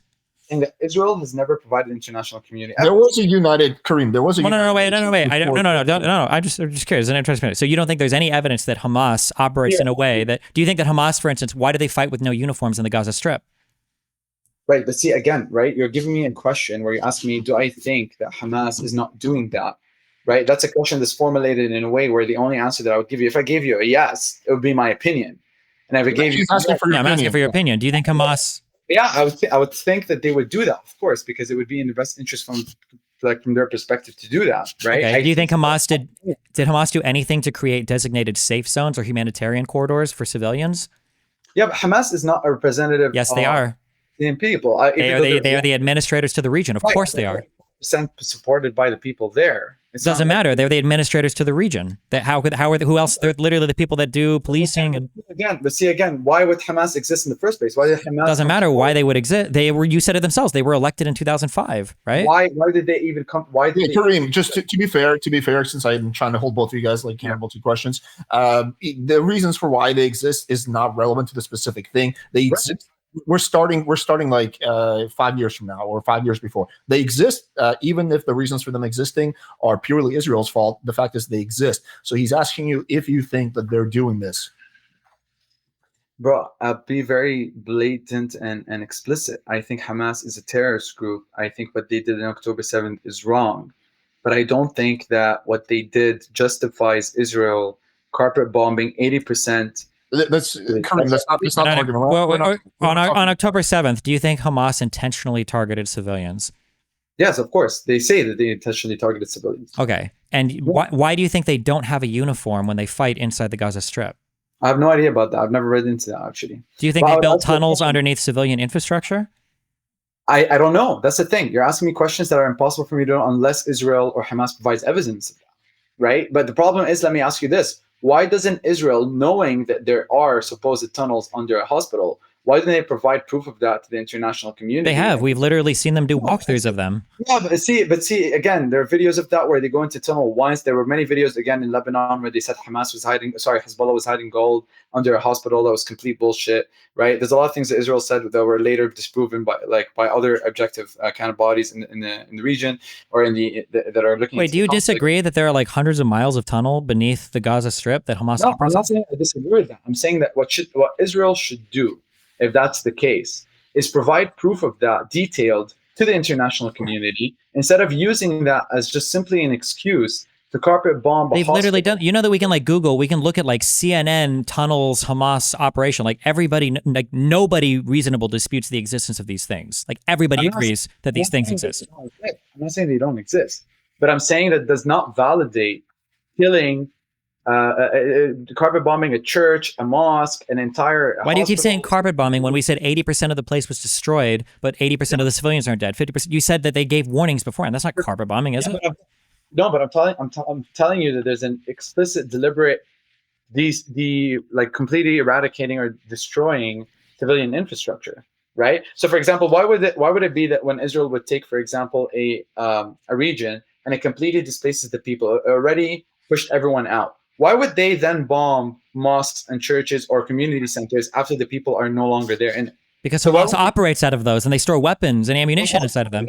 But why don't they provide evidence of that? They literally do. For instance, that the tents that were destroyed that caused like 60 civilians to die, I think, in the bombing, was it like 4 or 5 months ago? Like they literally showed video evidence of right next to all of these tents where the people were, there was a truck that literally had these explosives inside of them that went off during this attack. Like they show videos and images of this shit all the time. You're saying, Destiny, this is what you're saying. You're saying that because, let's say, there's a store of ammunition next to a refugee camp, that Israel has the right to come and send a missile that would end up killing innocent civilians. So that means deliberately, in their intention, they don't give a fuck. Hold on, wait. This is a separate claim you're making now. But do you acknowledge that they have shown evidence of these things existing? I've never seen it personally, but I'm trying to prove to you that still doesn't validate the fact that they. Well, no, dude. That wasn't what we were trying to prove. We were asking whether or not there was even evidence of this stuff happening. But no, I'm saying I've never seen any evidence of that. I'm saying if they should have talked about it to the international community. Well, they have a ton. They've shared a ton, and tons of people have seen. Like the Al-Ali hospital, right? It was just probably a failure from a rocket that went off from a Palestinian Islamic Jihad that landed in the parking lot and blew up. Like that was, like. Okay, so listen. Let me ask you this, Stephen. Again, well, that's up for dispute, but yeah, that's not up for dispute. Nobody reasonable disagrees with that. No, I did hear that was kind of controversial, but this is my question to you, right? All of these things that you're mentioning to me. If you're living in Gaza or living at that time and you're an innocent civilian, as you said, Gaza is completely very, very dense city in terms of infrastructure, right? In terms of population as well. So Israelis know, especially with the type of technology that we have today, that if they're going to throw a military, if they're going to do an airstrike, it's going to probably collaterally damage this entire neighborhood. It's going to damage a lot of civilians. It's going to kill a lot of civilians. So why would they go ahead and do that when simultaneously, when they're fighting in Lebanon or in Syria, they would target specific, they would even target the story, like the level. I think Kareem is making the point that Israel, when they want to be, can be very precise. Like when they Exactly. I think Israel has been very precise. I think that's why you've seen such a huge infrastructure with destruction without there being so many civilian deaths that would match the level of destruction. No, but all this is saying is there's an intention not to be precise when they could be precise. You think they could be more precise than they are now?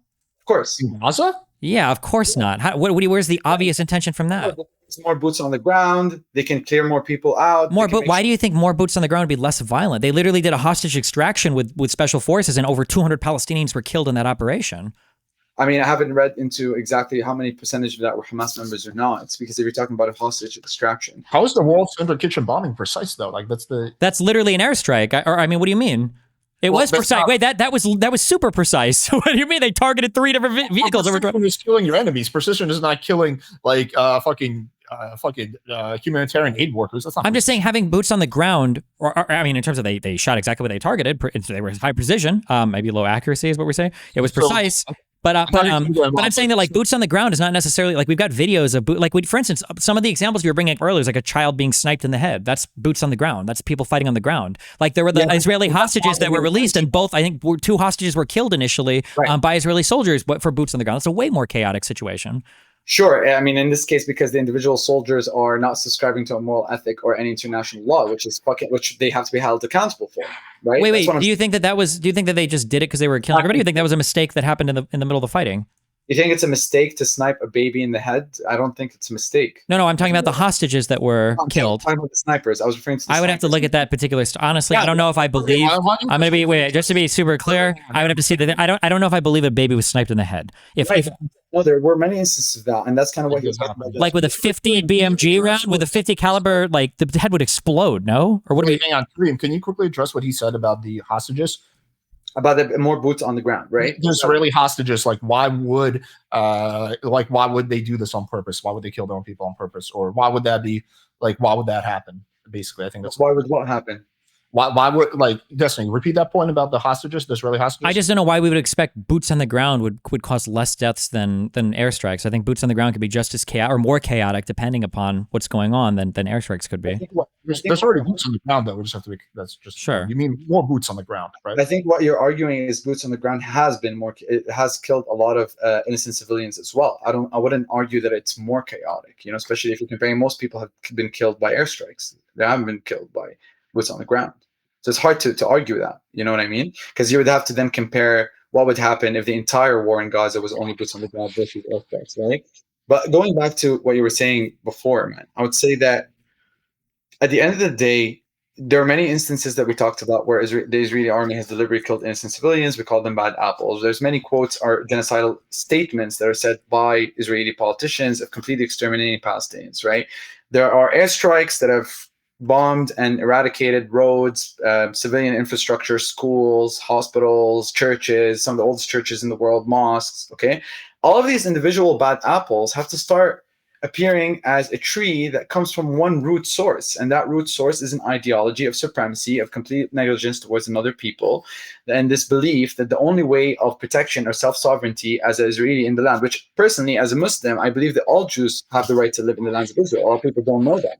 And that's why Jews were living in the lands of Israel before. As second-class citizens. That's very arguable. Wait, that's not arguable. They lived as second-class citizens. Wait, hang on. I want Kareem to finish this point. I want Destiny to respond to because Arabs are also second-class citizens comparing to Turks in the Ottoman Empire, so you could argue that. But we'll talk about. I know what you're referring to. We'll talk about that. But it's also the only place in the world at the time where Jewish kind of representation, at the level where Jewish culture was vibrant. Jews were not treated in the same way as they were treated in Europe. I'm not saying they were treated perfectly, but I'm saying comparing to any other place in the world, they were treated definitely at a different level of respect. Please finish your initial point, because I think you're making good points. So it's just my point is that we can't keep saying that Israel's violations of international law, those individual kind of deliberate killing of innocent civilians, the demolishment of homes, demolishment of civilian infrastructure are just individual bad apples, because they've happened over a huge span of time. Like, Stephen, I completely agree with you, bro. If like this happened once or this happened some instances, right? But this has been happening since the beginning of the time that we've been recording any Israel atrocity on Palestinians, all the way back from 1948 till now, at different levels, right? So this deliberate killing of innocent civilians and those mistakes that Israel keeps saying, oh, we're going to do an investigation on, it can't be completely by coincidence every time. There has to be an ideology that is motivating those attacks. Because let's let Destiny respond to that. Yeah.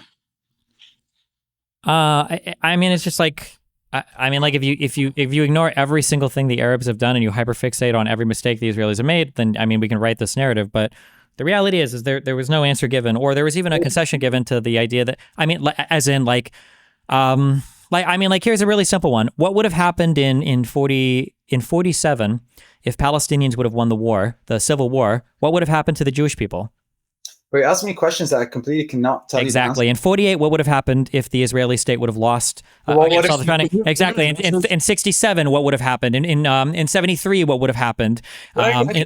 All right, Kareem, really quickly respond to that, and I want Destiny to address your initial question. No, what I'm just saying is I could ask you the same question. What would have happened if Israel respected their part of the Oslo Accords? What would have happened if Israelis accepted the white paper in 1939 and there was a Palestinian state with a Jewish minority living in it? What would have happened? I could have asked you the same questions. You know, let's give Destiny time. Well, but then but if you want to give me a counterfactual, I'll try to answer. What would have happened if Jews would have lived in a minority in an Arab state? I would imagine probably the same thing that happened to them across the entire Middle East, where they were being pogromed, where they were being discriminated against, where they had to live as second-class citizens. There's a reason why there are 50 times more Arabs living in Israel today than there are Jews living across every single Arab state combined, right? There's a reason why Israel won wars in 48. Yeah. They didn't expel every single Palestinian. Even when you want to talk about Plan Dalit, they didn't expel every single Palestinian Arab, even from within Israeli borders. They didn't expel all the Palestinians from the Gaza Strip or from the West Bank when they took it over in 67. They didn't expel every single Palestinian when they withdrew in 2005 when they did disengagement. I mean, we can look at the examples of how Israel treats its enemies. It's not always great sometimes, but they do make peace when they're forced to, when the enemy wants to make peace, and they do respect agreements that they've made, even if you say hypothetically some that they don't. And when they defeat their enemies, they don't try to genocide them or completely expel them because they've had the opportunity to, and they haven't done it over and over again. So when you're saying wait, hang on. Destiny, can you please answer the initial question that he asked? What was it?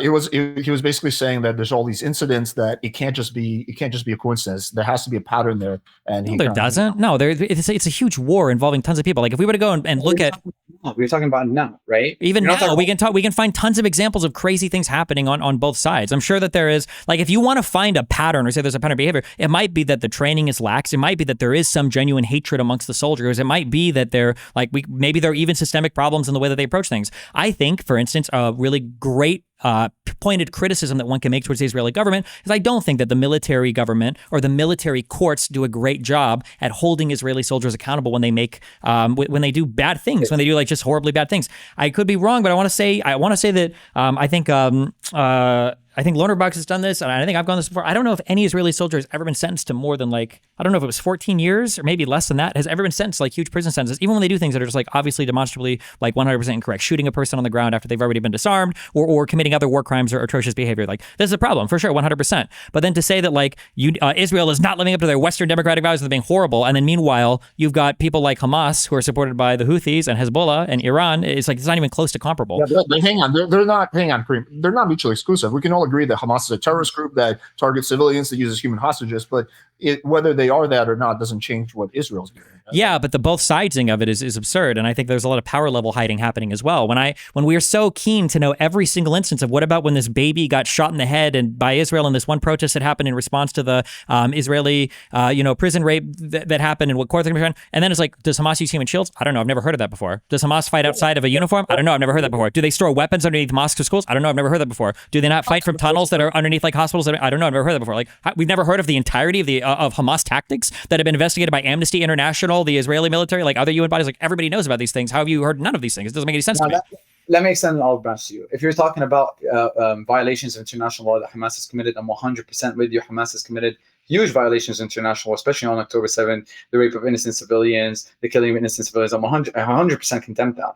But there's a big difference, bro. There's a big difference, Destiny, when Israel, a state that holds itself as a Western democracy and brands itself as the only democracy in the Middle East, comes and does that and violates international law and has detainees that are illegal in its prisons. No, there's not. With all due respect, that's ridiculous. If Israel was an authoritarian dictatorship and they did bad things, I would still say that's a bad thing. If they were a democracy and they did bad things, I'd still say that's bad. I think. Just because they're a democracy doesn't mean I'm going to hold them to a different standard than the surrounding states when it comes to use Kogans, when it comes to these very fundamental and vital parts of how you treat. It does, because Hamas is not going in public and saying we're peacemakers and we've never hurt anybody and we're a diplomatic group. You know, they're not the ones that are branding themselves as this diplomacy. Well, if they're not branding themselves as a peaceful diplomatic group, then shouldn't Israel just go to war in Gaza and eradicate all of them? Does that mean you support the war in Gaza? I think there's just a big hypocrisy that Israel brands itself as this peaceful nation when it's also the only Western democratic nation that has a convicted supporter of terrorism as its Minister of Security. It's the only, it has the most amount of UN violations against it. It has a literally active arrest application towards its prime minister. So I don't think that you can hold. I don't think not holding Israel accountable to these standards or saying that. What do you think when we say that they have an arrest application to the prime minister? An application for it. Yeah, the application. Wait. What about the application? Where's the application for the arrest of Bashar al-Assad or any of the Houthi leaders? I'm with you on that. I mean, there was an application for Sinwar as well. I mean, it's not like there wasn't. Yeah, for all three of the Hamas leaders, right, who are now dead. But I'm just saying that, like, the idea, like, we need to follow international law, we need to do this. Like, okay, well, you've got crazy stuff that's happening in the rest of the region that the international law doesn't seem to care about. So that Israel is okay. So are you saying that it's completely valid that Israel doesn't follow international law, that those individual barbaric incidents are completely validated because of war?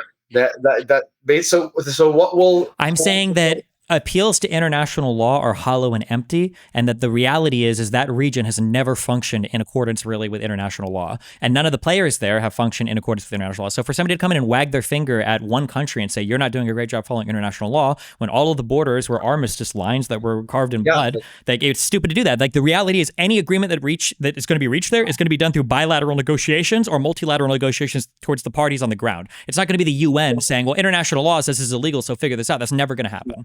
No, but the thing is, right, if me and you are in conflict, right, we need a third party that's going to hold us accountable.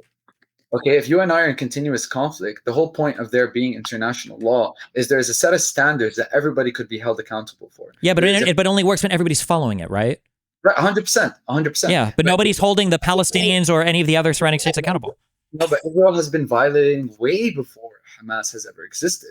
Yeah, but the Palestinians were violating it before Hamas existed. How were they violating it? There was no Palestinian Authority before 1991. So the PLO existed since 1964. PLO is not. It wasn't a represent like 1967. After 1967, you have that kind of representation. So between 1948 and 1967, let's say, Israel still committed those barbaric crimes. They still committed displacement of innocent homes. Right? They still were violating those standards. Yeah, right? but every single person in the region was violating those standards, right? Why do you mean every single person in the region was violating those standards? Well, what were the Palestinians from 48 to 67? What do you mean? Where were they? They were in the British Mandate Palestine. They were in Palestine. Well, it wasn't British Mandate, it was Israel at the time, but they were in Palestine. Well, but what was the Gaza Strip and what was the West Bank before 67? They were just Palestinians living there under martial law. They were treated as third-class citizens. By Egypt and by Jordan. Mm-hmm. So and Israel as well. No, by Egypt and Jordan. The West Bank was occupied by Jordan. The Gaza Strip was occupied by Egypt, right? Egypt put in a fake government. They recalled it back to Cairo and they disbanded it in a year. And I think Jordan, the air occupation of the West Bank was so unpopular. Hussein I was assassinated by the I forget the name of the new Sarabi or whatever family in 52. Like Palestinians were occupied by Arabs on both fronts. And I'm pretty sure Syria even took land in the north as well. I don't remember exactly where, but even Syria had like encroachment on those borders. So I mean, like, everybody in the region was violating international law all the time and nobody seemed to care. Well, you're referring to Palestinian resistance. Why does Palestinian resistance exist? It exists in response. It's not in a vacuum, right? That's what I'm trying to argue. You keep saying that, and I agree with that, but Israeli resistance isn't in a vacuum either. Why do you think Israeli resistance is in a vacuum? Israeli resistance, and you can call instances now Israeli resistance, but it didn't start as Israeli resistance always. Of course it did. What do you mean? It literally did, right? So like I told you, right, from the beginning, the whole mass immigration of Jews to the region was already foreseen to have to lead into the killing of innocent civilians and innocent Arabs. No, it didn't have to. They literally, the way that they mass immigrated was by buying land from Arabs and then having them leave after they bought it. What do you? Right. There was an expectation that by doing that, eventually, that they would piss off the Arabs and there would be revolt. Wait, Kareem, can you address Destiny's point? Destiny's point, but I'm saying that I took you back all the way to the words of Ben Gurion himself, right? Words are cheap. The words don't matter. Like, no, but I think the point is that Destiny's trying to make, you correct me if I'm wrong, Destiny, is that no one in that part of the region plays by international rules. So why would Israel play by the rules? Is that kind of your point, Destiny? kind of. I mean, they should. I think they should as well as they can. But I'm going to understand that, like, when they're in that region functioning with a whole bunch of other actors that are acting insane, like, it's going to be, yeah. Well, it's not just. Okay, sure. Yeah, respond to that.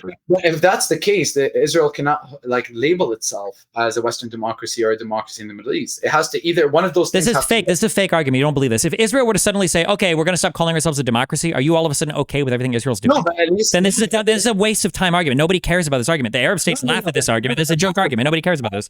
It matters a lot because you're talking about an undeniable, inviolable support from the United States to a country in the Middle East, with the whole argument basis that it's the only democracy. That doesn't make any sense at all, because we've been paying Egypt since '79. We give tons of money to tons of countries. Why do you think Egypt agreed to make peace with Israel? Like, we pay non-democracies all the time.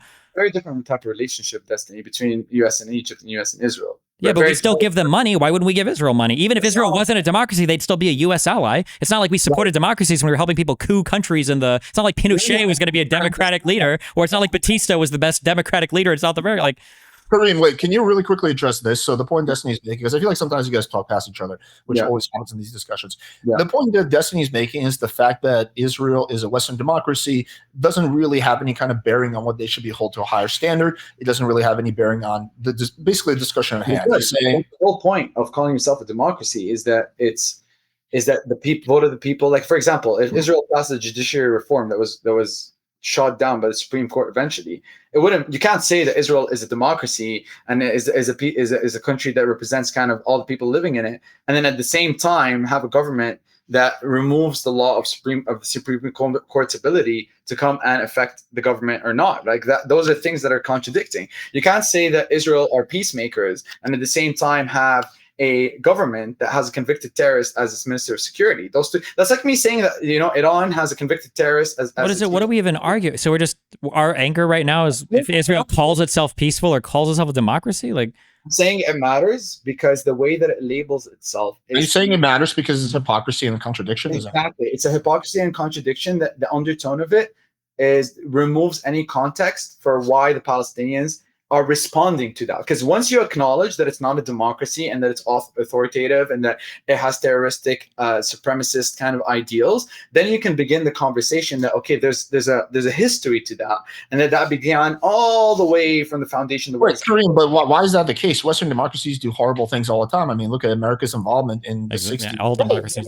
It's not, but the United States now acknowledges its genocidal power. It acknowledges that it's committed genocide in indigenous populations. I totally agree with you. If Israel today, Destiny, says that, you know what, we approve of our past, Herzl did say all these kind of colonial statements, we do understand that the world Zionist Zionism in its essence, and political Zionism in its essence, had a genocidal intention, and they knew that it had to lead to the killing of innocent civilians to fulfill its aims. If they talk about that in schools and they change the educational programs in Israel, then I totally am with you. I think it would foster in a new generation of Israelis that would understand a much more balanced. Which Arab or Turkish or Persian states have acknowledged genocides? Has Turkey acknowledged anything they've done, like to the Armenians? Did Syria acknowledge anything they did to the multitude of people? Did Yemen? What? But I'm against that. But that's fine. But nobody in this region is acknowledged. Why would Israel? I think that's wrong. Like I'm not someone who's being a double standard. Who's holding double standards on this issue. I think the fact that Turkey doesn't recognize the Armenian genocide is wrong. I think the fact that Israel does not recognize its past is wrong. I'm saying, and I agree with you. I think what we're coming to is what's the solution. And I love that segue because my perspective is that everybody needs to be held to the same account. And extremism has to be eliminated. It has to be within Israel that the people impeach or call upon, as they were trying to do actually very recently on the streets, the far-right government that's led by Netanyahu and Ben-Gvir, that is literally leading Israel towards chaos, or if you want to speak more objectively, towards at least a step away from democracy. Okay? And they almost have with the judicial reform, right?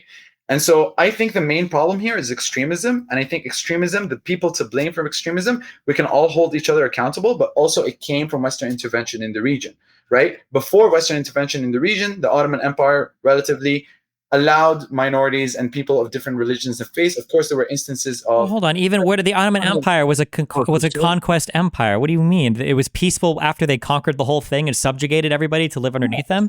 No, I understand that, but then that goes to everybody, right? That goes to any. Well, yeah, but I'm just saying even that standard was ridiculous. Like you yourself said that, like because earlier, remember, hold on, earlier you said you got mad because we're going to have dhimmi status for the Jews, and you're like, well, even Arabs were second class citizens. What compared to what, the Turkish? Yeah, of course, the Arabs and the Turks didn't like each other much. But so yeah, like so everybody was upset about who ruled the fucking region and who was there. It's not like there was like the period of peace where nobody conquered anybody. So I don't know, it just seems unique to put it on the Israelis here. Right, but the only problem, I'm not putting it on the Israelis. On the contrary, I'm saying that there's a common issue here, right? That the issue of today's extremism comes from the complete betrayal that the Arabs experienced with the Sykes-Picot Agreement, and then all the consequences that led after that, with the fact that the 1920 riots against the mass immigration of Jews being seen as and violating the self-determination of Palestinians who didn't want a Jewish state to be created on their backs. You know what I mean? As anyone would understand, and you even appreciate it if you were living there, you would feel the same. Yeah, of course, 100%. But you appreciate that Jews wanted to create a state because they were getting destroyed by Europe. They'd gotten concessions from the British government. I think they should have the rights to live in all the greater Israel, right? And I think who I would have condemned at the time, when I say greater Israel, I mean the lands between the Euphrates and the Nile. I believe Jews should have the right to live in Syria. I believe Jews should have the right to live in Iraq. I believe, and they were. And they have communities that date back centuries, and it hurts me as a Levantine, as a Middle Eastern, to see that very deep, rich Jewish culture has been ripped apart from the Arabs, and therefore I condemn the way that the Arabs responded. Well, hold on, yeah, but these are empty statements. So you think that Jews should have continued to live as? Oh, I'm curious. Do you think that the Arabs that exist today in Israel have more or less? When I say in Israel, I mean Israel proper. The 2 million Arab Palestinians that exist today in Israel proper. Do you think they have more rights or less rights than the average Jew did living in any of the caliphates? It's very difficult to make that comparison. The answer is obviously they did not enjoy the same rights, right? The Jews did not have the same rights. No, but I mean the Arabs in Israel proper today, according to the 2018 ethnocentric law, are not even regarded by the Constitution to have the same self-determination rights as Jews. What do you mean? You're talking about immigration policy. Ahmed Tibi is literally one of the most popular. He's an Arab politician that lives in the Knesset. There are Knesset parliament members. There are Arab party members. There were Jewish politicians in the Ottoman Empire, and there were Jewish politicians in several Islamic caliphates, man. There were Jewish politicians, of course. Pretty sure there were swaths of time where Jews weren't even allowed to hold to hold any type of office because of the relegation. They also weren't. They also didn't have to fight in the military as a result of that as well. No, but I see this is all deceiving. Nobody was allowed to fight in the military except Muslims, because it was a Muslim military, and in exchange of paying a jizya, you would be protected and you would get public health and public education. I mean, I think that's super fair. Like if you're not the person. If you're not the same way that in the United States, yes, slaves were also entitled to some type of education, at least through their job, and some type of healthcare and a place to sleep and food, right? I mean, but Jews were also allowed in many instances in the Ottoman Empire to rule themselves with self-sovereignty.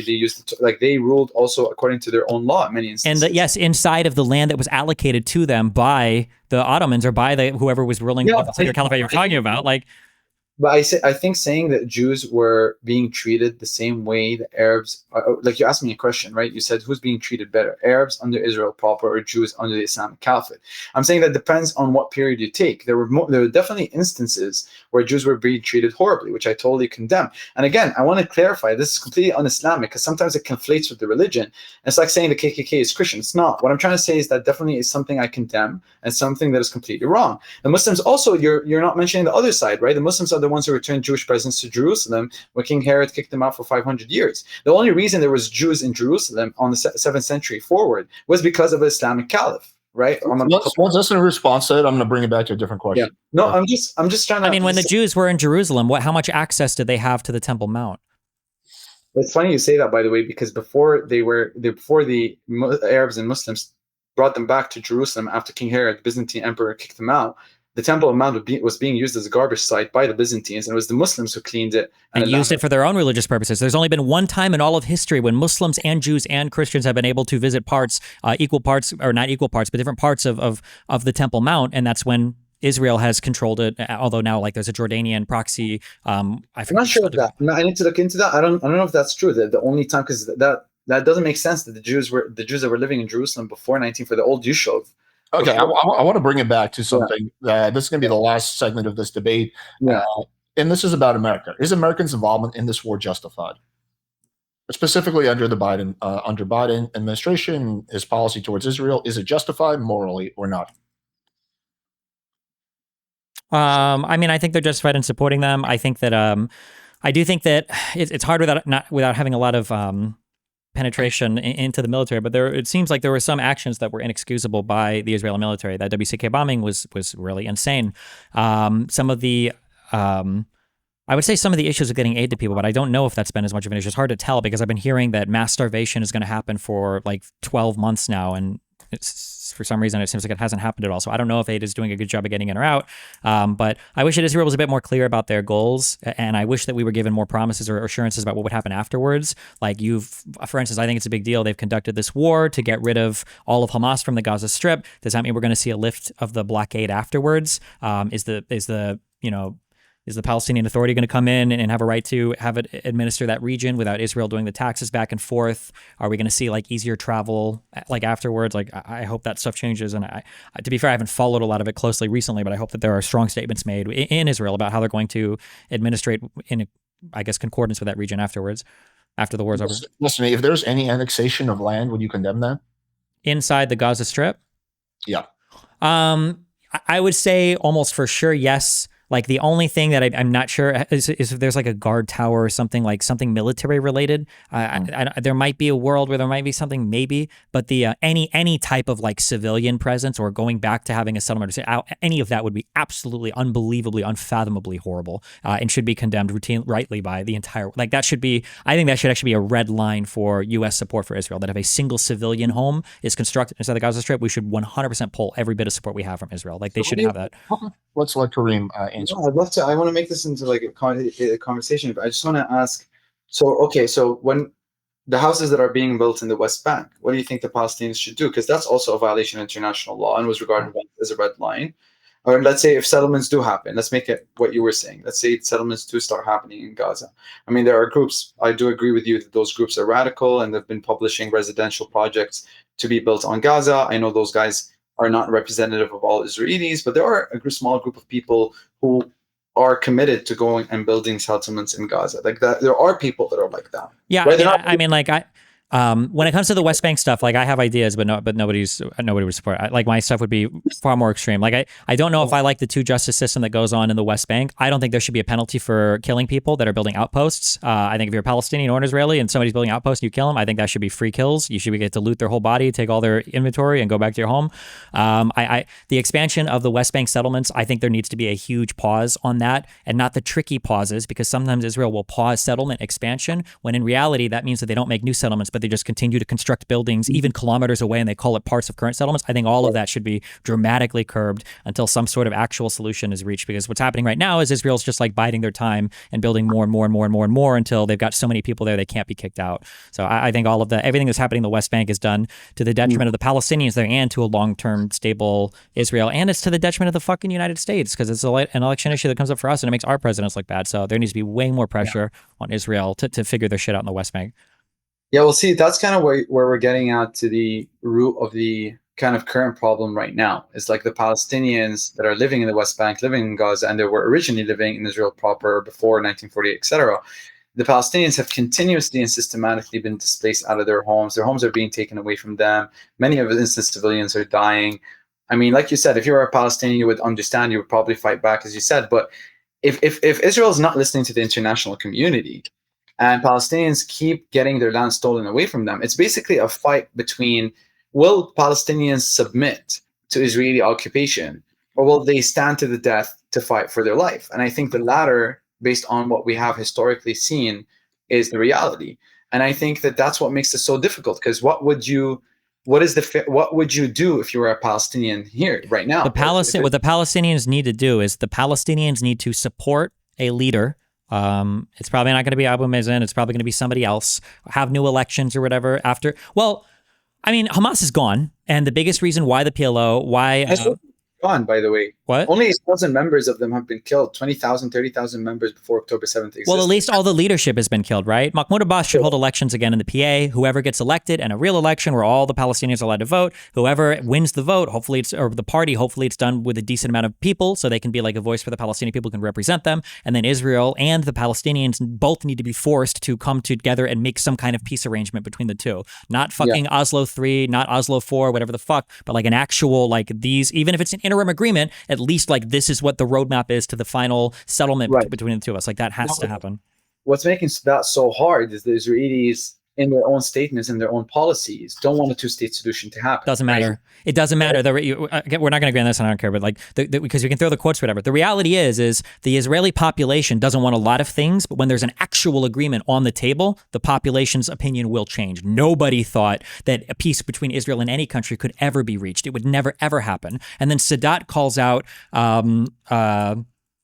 Was it Begin? I think on TV. Oh fuck, I might be mixing it. But like first, I think it was on American media, and then Sadat goes in front of the from the Israeli Knesset to make speeches to Israel about how Egypt and Israel could make peace together, and they do it. And nobody thought that it could happen, and it did. And they made peace, with Egypt, and that was supposed to be impossible, right? Remember, Nasser was like the fucking Hitler of the Middle East, at least in the eyes of the Jewish people, and they managed to make peace with the next leader. So it can happen, but there has to be a leader who's going to say like, "Hey, we're going to do this, and we're going to make it happen." It can happen. You need the leader to do it. Yeah.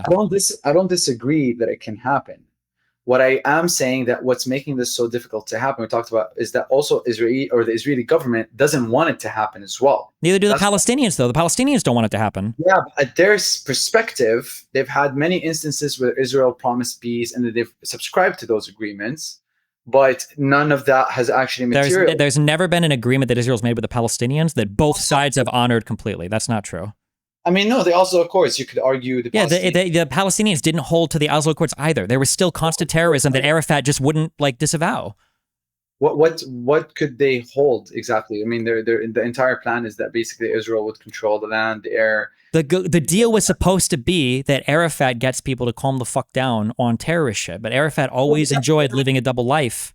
But I mean, he could say the same thing about Israelis for doing that. Right? Well, yeah, Israelis were also, yeah. But this is the issue, okay? And you're doing this, and all the fucking crazy Zionist people do this, is both of you guys make excuses for why you're actually allowed to fight forever. Well, the reason why Hamas exists is because of this context, and the reason why Arafat and the PLO even exists is because of 60, and the reason why, you can do that all day, but the Jewish people do it as well. They'll say, well, we disengaged from Gaza. What do we get? We got Hamas. We left Lebanon after the first civil war. What do we, after 2006? What do we get? Hezbollah. We left these places, and what do we get? The biggest bomb makers in the West Bank, and like, everybody can do this all day. But the reality is both sides need to take a leader and step up and do it. And if you want to sit here and say, well, the Palestinians don't want you because of X, then fine, then die. Then all of them will die. They'll get genocide, and that'll be it. And they can be the person at the gates of heaven, like the biker in front of the gates with Peter in front of him, saying, well, I had the right of way in that car, and I can't believe that he cut me off, but he's dead. So if the Palestinians want to continue to make the excuse to the Israeli people that, well, you guys were mean in the Oslo Accords, then fine. Then you're going to lose everything, and you're going to get completely destroyed, and that's it. Or and the Israelis can continue their path, and eventually they're going to fuck up so hard that they're going to kill too many Palestinians, and then all the Arab populations aren't going to be happy with their leaders making agreements anymore, and then Israel is going to get fucking destroyed or whatever. Like, if that's, both sides can make excuses forever in this region. It's going to take somebody saying, I know it's not fair and I know it's not the best, but fuck it, we have to make an agreement and they have to figure it out. And until that happens, nothing's going to, yeah. It's funny you say that because that's who I'm trying to become, right? It's funny that you say that. And I'm trying as much as possible to say that I totally agree that both sides have to come into terms of the reality of what to do next. I totally agree with that. I totally agree that extremism is the main problem.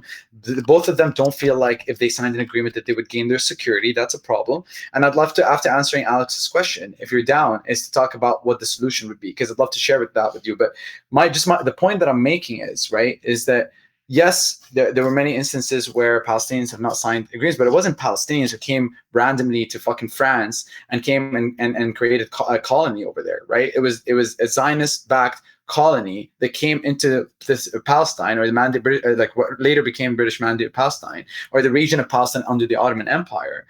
That led to this, right? So colonization is ugly. If it's just called, if it's approved as a colonization, I think it would be like taking a page from Canadian history books. Okay, like what happened to the United States and Canada for Indigenous people is horrible, but we've now reached a point where we understand that and reflect on that. And but that point has happened after they conquered the entire land and they have their country. I mean, yeah, but that's the thing. Can you address this? So Destiny kind of laid out, fairly hyperbolic, like he laid out what he would do if he was like the U.S. president, like how he would operate. Can you lay out? Answer your question first about like what should the U.S. do, basically? Yeah, right? That's basically the same thing, but yeah. Yeah, I think Destiny touched upon this as well. That I think personally that the United States is in a tough position, because if the United States continues to inviolably and undeniably support Israel, it's running first into the risk of degrading completely the authority of those international bodies that we talked about. Because if Israel continues to violate those international bodies, and it's you know, the United States keeps vetoing any kind of movement towards holding Israel accountable, then eventually other countries around the world that are much stronger than Hamas and Hezbollah, that have much more incentive to fight the global power order, or to take over control, would really feel emboldened and will feel, okay, well, nobody's respecting international law. I'm going to send my troops to, you know, here and take and annex this land. And I think that's what's slowly happening. If you're watching closely what's happening in Ukraine, you're watching closely kind of what's happening towards global order. So I think the undeniable support towards Israel risks global order if Israel is not being held accountable, being tamed towards international law.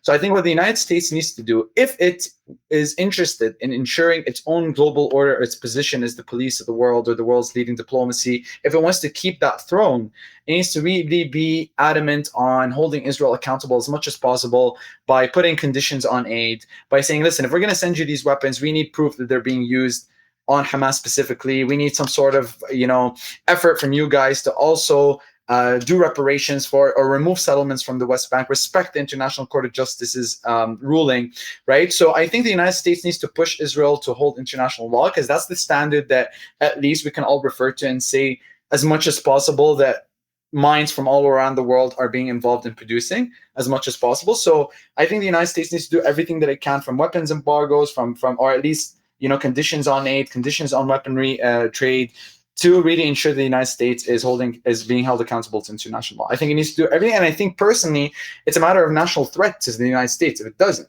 because the more that the United States allows Israel to violate international law and completely be off the leash, every time it kills, like I mentioned before, only 8,000 Hamas members have been killed out of 30,000 members who were recorded before October 7th. So it's just gonna, and the support for Hamas didn't decrease as a result, right, in the West Bank, in Gaza. Well, right? no, the support for Hamas in Gaza has fallen quite a bit. In the West Bank, it still is relatively stable, I think. Yeah, exactly. But I mean, what does that say? The area where they conducted military operations, people are like, okay, well, fuck, maybe supporting Hamas was not the way to go. And the West Bank, they're like, actually, yeah, keep fighting, good luck. It feels like an analogy for the rest of the world. What I'm trying to say is that the radicalization is just going to take a different picture. Like, if you keep bombing, if you keep annexing land and violating international law, think about it in this way, right? No, I understand what you're saying, but you just only do it one way. How many Israelis were radicalized by the Second Intifada? How many Israelis were now radicalized by October 7th? Right, but why did the Intifada happen? Right. The Second Intifada happened. The Second Intifada happened because Arafat didn't think he needed to make peace in Camp David. Why didn't he make peace in Camp David? Maybe he felt like the Jews didn't give him a good deal in the Oslo Accords, but why didn't the Oslo Accords? I mean, we could play this infinitely. This game goes back forever. Right, but it goes back to one singular point, which is, that's why I always mention. Wait. What is the one singular point it goes back to? Herzl's the World Zionist Organization. Why would you stop there? We can say it's in 47, 48. We can say it's in 1917 with the Balfour Declaration. We can say, which is 15 years after Herzl died. You can say it was Herzl inventing Zionism. Why not when the Jews were originally kicked out of the Kingdom of Israel with Rome? And I mean, you can go back forever. Why would you stop it with Herzl? Why wouldn't you go back to the Caliphites, or why wouldn't you go back to Rome expelling the Israelis? Because you're talking about a period, right? Like, if you're talking about 1895 and post, you're talking about a period now where there's international bodies that are there to make sure, especially around the League of Nations and the building of the United Nations, to ensure that what used to happen before doesn't happen again. Yeah, and then the Holocaust happened. So from a Jewish perspective, it seems like they weren't very good at their job, right?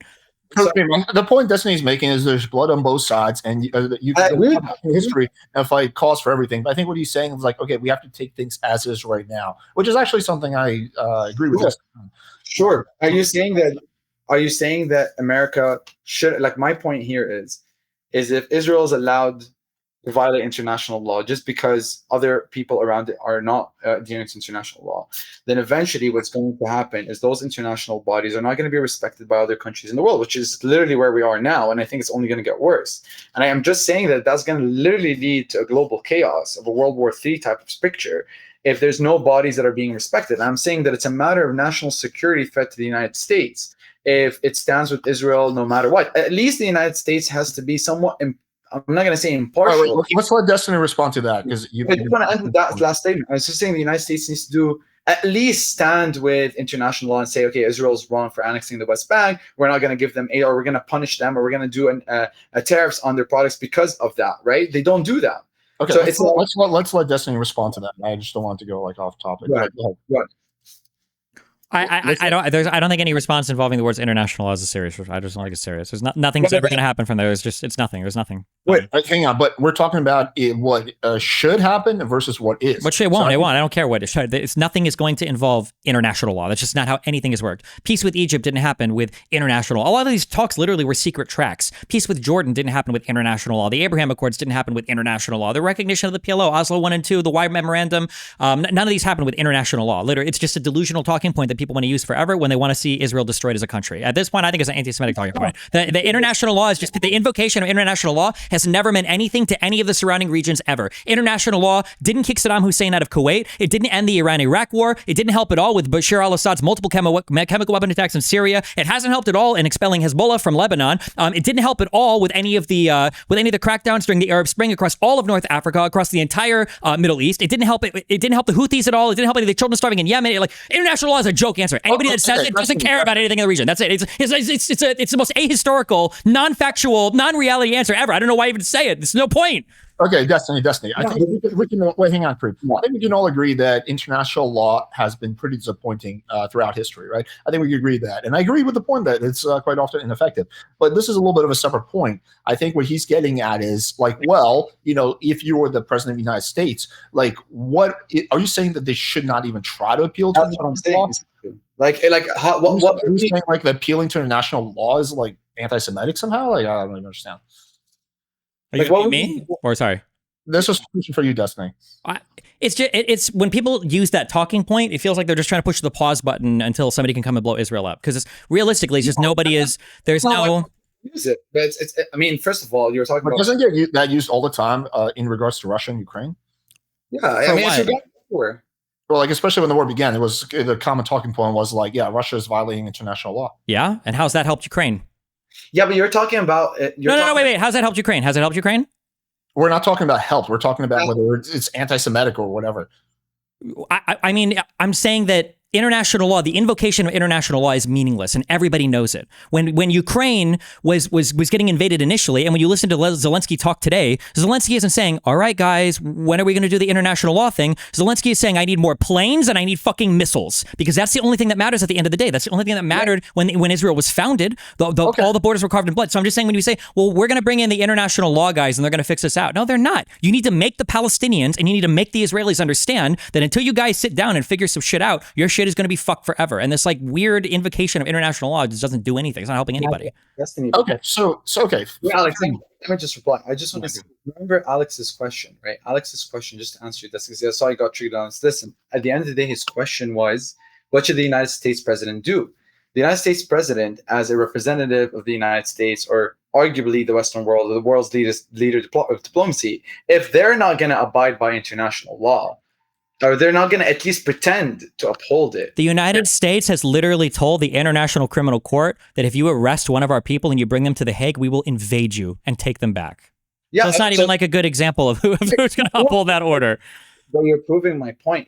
What you're arguing, you're saying that international law does not translate to the ground as people respecting it, right? Only when all sides respect it. When everybody's respecting it, then it could be used as a guideline, yes. I'm holding all sides accountable. I'm saying everybody should respect it. I'm not saying only one side should respect it. Now, you're saying, okay, Kareem, you're living in an ideal land. I think that it'd be great if everybody respected it, but that's not the reality. And I would agree with you. But the problem here is by completely violating it, you do appreciate that by violating it, it's creating more chaos. Because it's creating such a level of double standards and such a level of hypocrisy that people are losing respect towards global order. I disagree. In the Middle East, following international law would create hypocrisy or double standards. The only thing that has maintained stability in the Middle East has been people playing by strength is voice, or the only thing people respect here is power. That's been the language of that region, Israel and everyone else included, for centuries. I mean, only if you're talking about after the United States involvement in the Middle East, and you're talking about Western involvement in the Middle East. So the last, 100 years of the Middle East, that's been the case. But what do you mean? What do you think? When the Ottoman Empire borders expanded and shrank constantly, or when the caliphates were established before that, they were forged through war. Muhammad was a man who did war. This is a war. They're caliphates. They're a lot of other prophets did war. Saul. A lot of other. Well, wait. What was that? Wait, what is that a response to? What do you mean? Why did you just say a lot of other people did war? Like it was a contradiction to my point, or like I disagree? Obviously, a lot of people did war. You told me that that region was peaceful until the United States, like the white man invented arms and invented warfare. That's not true. The whole region fought and did war. That I never said that the entire region was peaceful. I'm saying that you're talking about this entire region only knows war, only knows power. But you could say that about any other region in the world. I don't necessarily disagree. It was true in Europe up until like fucking World War II ended. Yeah, that's 100% true. Yeah, I agree. That's all I'm saying. I'm saying that it's not something that is local to the Middle East, because I thought you framed it in a way where it's like only local to the Middle East. Well, no, because you're trying to frame the Middle East as this exemplary region where if somebody just goes in with the right piece of paper and international law document, they're going to magically make peace with themselves. Nobody's going to do that. Nobody's ever done that. No, but I never said that. I said that I think peace in the Middle East is possible, but I think that everybody needs to be held accountable to a standard, right? If that third perspective standard in this case right now is international law, that's all we have. Now, yeah, but the problem with this international law standard, here's the problem. Tell me if you disagree with any of this, okay? The problem with the international law standard is the way that Palestinians can cite it is it favors every single thing basically that they want that is an impossible agreement that Israel never gives. So for instance, they'll cite international law and say, oh, you yourself cited the Arab peace resolutions in 2002. They'll say we have a right for every single refugee to return to Israel proper. No, does Israel have the right to import every single Jew all around the world to live in Israel? It's their country and their borders. Yeah, But what about Palestinians? They don't have a country right now. Yeah, but why? Well, they do legally. They do. No, legally. No, they're regarded. If Palestinians wanted to bring in Palestinians to the West Bank and the Gaza Strip or their new country, Israel would be fine with that. But that's not what they want. No, really wouldn't. Yeah, they would. They would. No, I don't think they would. No way. How would they annex? Why would they continuously annex the West Bank if they would be okay? Well, this is assuming they make a deal afterwards, where the major chunks. Every intention of Israelis and their perspective of completely obliterating two-state solution that the international community have accepted. They want to completely obliterate the two-state solution because every two-state solution that the Palestinians talk about involves an infinite right of return of Arabs to Israel. Yeah, but that's because also Israelis have portrayed the infinite right of return of every Jew to Israel. So you think so? Okay, then you agree. So then this deal will never. You should have just said this in the beginning. We don't have to waste time on this. So this deal will never happen. It just won't. No, the only way it would happen, personally, and this is moving to the next question, is like, what's the road to peace? I think the United Nations Security Council is the only chamber, as weak as international law is. It's probably the only chamber that invites all the permanent members that are involved in this. You have Russia, you have China. You have United States, you have France and Britain. France and Britain has been involved in separating the Middle East and causing this chaos a lot. It's like Pico. Russia and China are just not going to let the United States idly do whatever it wants without taking a piece of the pie and being involved. So I think the UNSC actually provides a good framework for that. And then there's the 10 non-member states. I think those 10 non-member states should be Israel, should be the Palestinian Authority, should be Qatar, should be Turkey, should be Iran, should be Syria, should be Lebanon, Yemen, and all the countries that are involved and that are involved into this situation. And so you fill now the 15 seats into the UNSC. And then I think you begin this discussion about the future of the land, the future of the issue with the right of return of refugees, the future of the issue with radicalism that exists on both sides, the issue of security to Israel. You discuss that and you send peace commissioners on the ground in Jerusalem to ensure and enforce, like you said, with your argument about the United States coming and saying, like, if you guys don't do this, we're going to come militarily.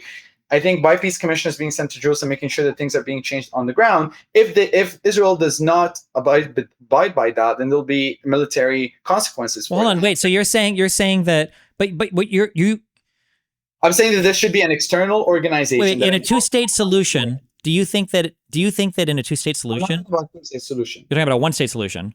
Yeah, I'm talking about do you think in a one-state solution, do you think Jews have any reason to believe that they wouldn't be immediately genocided if they became a minority in a country?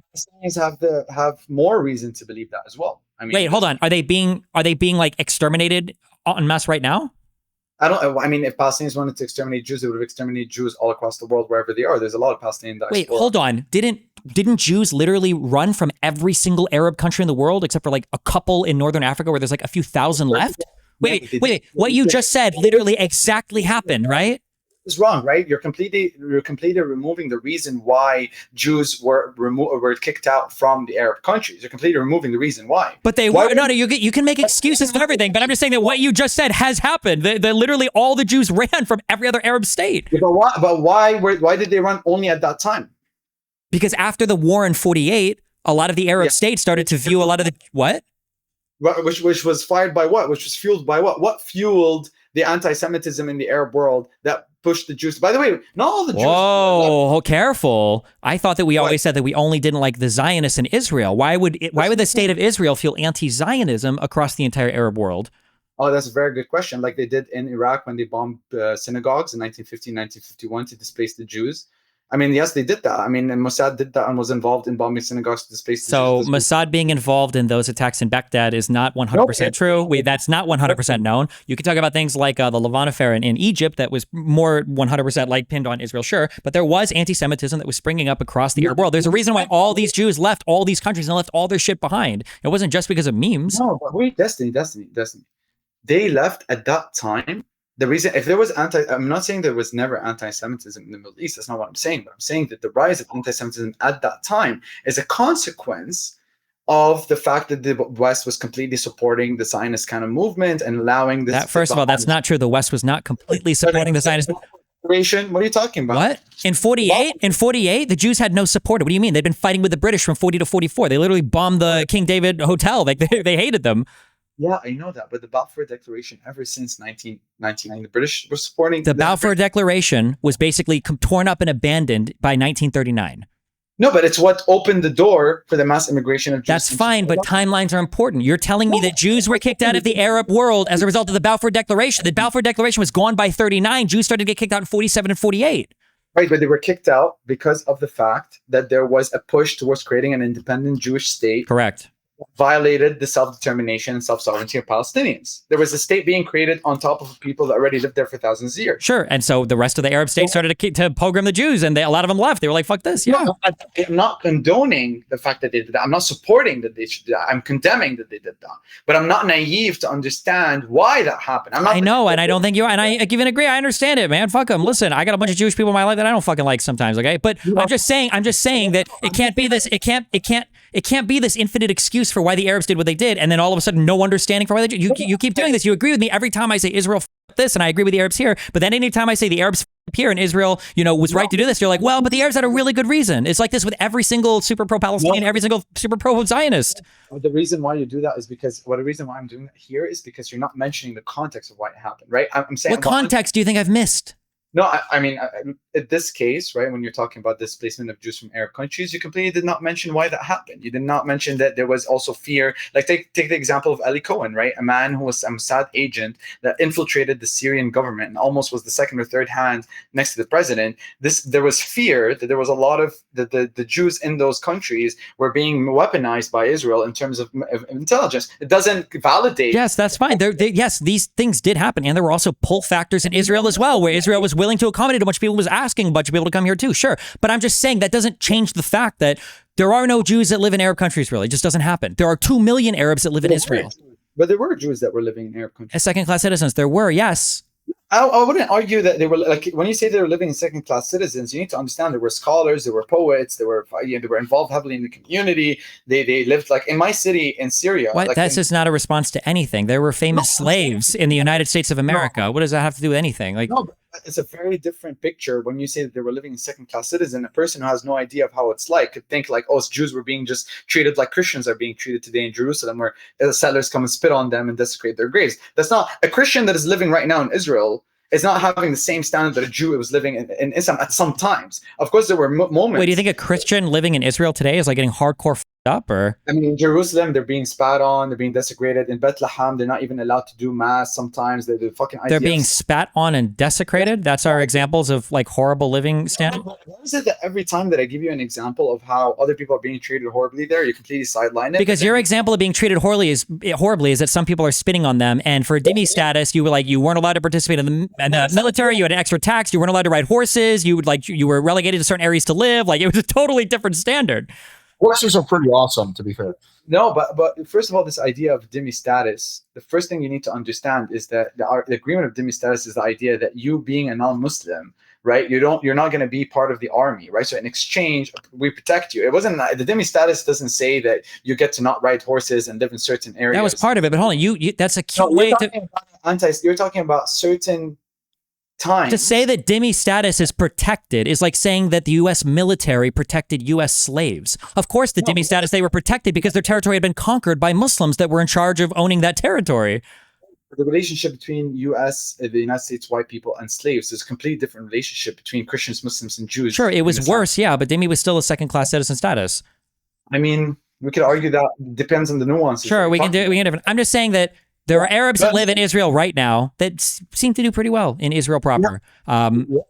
Yeah, but I mean, I don't think they're very happy of the way that it's not like they don't believe that Israel's an occupation as well. I mean, there's sure they might not believe it's occupation. Sure, that's fine, but I'm saying they do believe it is. I'm not saying they don't. Or I'm saying they might have issues with it. It might not be like a perfect scenario, but listen, I want to go back to what to do, right? What to do? What's the path to peace? Easily, very quickly. I just want to say there should be an external body that holds the hands of the East and the West, all the bodies that are going to be involved with this, because one of the who do you think that body should be? Let's just do specifics. He said the UN Security Council. He said the reason why I say that is because it's already established. It's the most realistic body that could really convene a meeting tomorrow. You know what I mean? Now, I don't think that means peace can be tomorrow. I really think the path to peace has to come within Israel. I think the only way that has to happen is there has to be a period of time where the Israeli people need to come and make their voices heard and impeach the current government. They need to elect a Mizrahi prime minister, I think, a person who speaks Arabic, preferably. Mizrahi means Middle Eastern Jew, right? Who has kind of ties towards the cultures of the people in the neighboring countries and is able, which never happened, by the way. There's never been a non-Ashkenazi Jewish prime minister, which is also interesting, but that's a different story. But I think they need to elect a much more moderate government, and they need to represent a Mizrahi Jew as prime minister, and that person needs to do some reforms in terms of accepting Israel's past. It needs to be an open knowledge, and they need to accept and swallow the fact that they've committed the Nakba. And then all of that has to be transparent and put into the educational system the same way that Israelis today learn about Hamas and the trust. I don't even know what. Hold on. First of all, just because you're a Mizrahi Jew or of Mizrahi descent doesn't mean that you speak Arab. Pretty sure most of these people abandon the Arab language, number one. Number two, are Mizrahis unlikely? They're going to be more likely to be right-wing versus Ashkenazi that are going to be more like if you go out and you walk to fucking Bet Salem or whatever, you're probably going to find a bunch of fucking, I'm sorry, you're going to find a bunch of Ashkenazi Jews, no? No, I never said that if you're a Mizrahi Jew, that means you speak Arabic. I said that it would be preferable if why don't you respond to his bigger point, though? Like the bigger point he's making about ignore the part about the prime minister, ignore the part about like education, acknowledging past sins, like just the larger point about the UN Security Council should be the one that's let me say it very clearly. UNSC, right? Let me start very clearly. The Israeli people need to make their voices heard within Israel, which is already happening. People are taken to the street protesting what's happening, right? You need to impeach the far-right government that has a convicted terrorist as its minister of security. You need to impeach the government that has a prime minister where an arrest warrant from the ICJ is ongoing for him. Let's ignore that, sure. The Israeli people need to make their voices heard. They need to impeach that government. They need to elect a much more... The majority of Israelis, they're in favor of this war. No, that's fine. Okay, so what do the Palestinians have to do? Wait, let me finish, right? So they need to elect a moderate government in Israel, right? That's going to allow for communication channels on both sides. You need to elect a much more liberal government that, first of all, acknowledges. If you don't acknowledge the Nakba and acknowledge the past of Israel, the Palestinians are never going to feel that they're labeled as the indigenous people who were living there, at least for the past, if you want to say only the 7th century, but that's total bullshit because the Palestinians are not Arab, they're Arabized. Okay, how can the UN Security Council force the Palestinians? No. I want to know, what do the Palestinians have to do?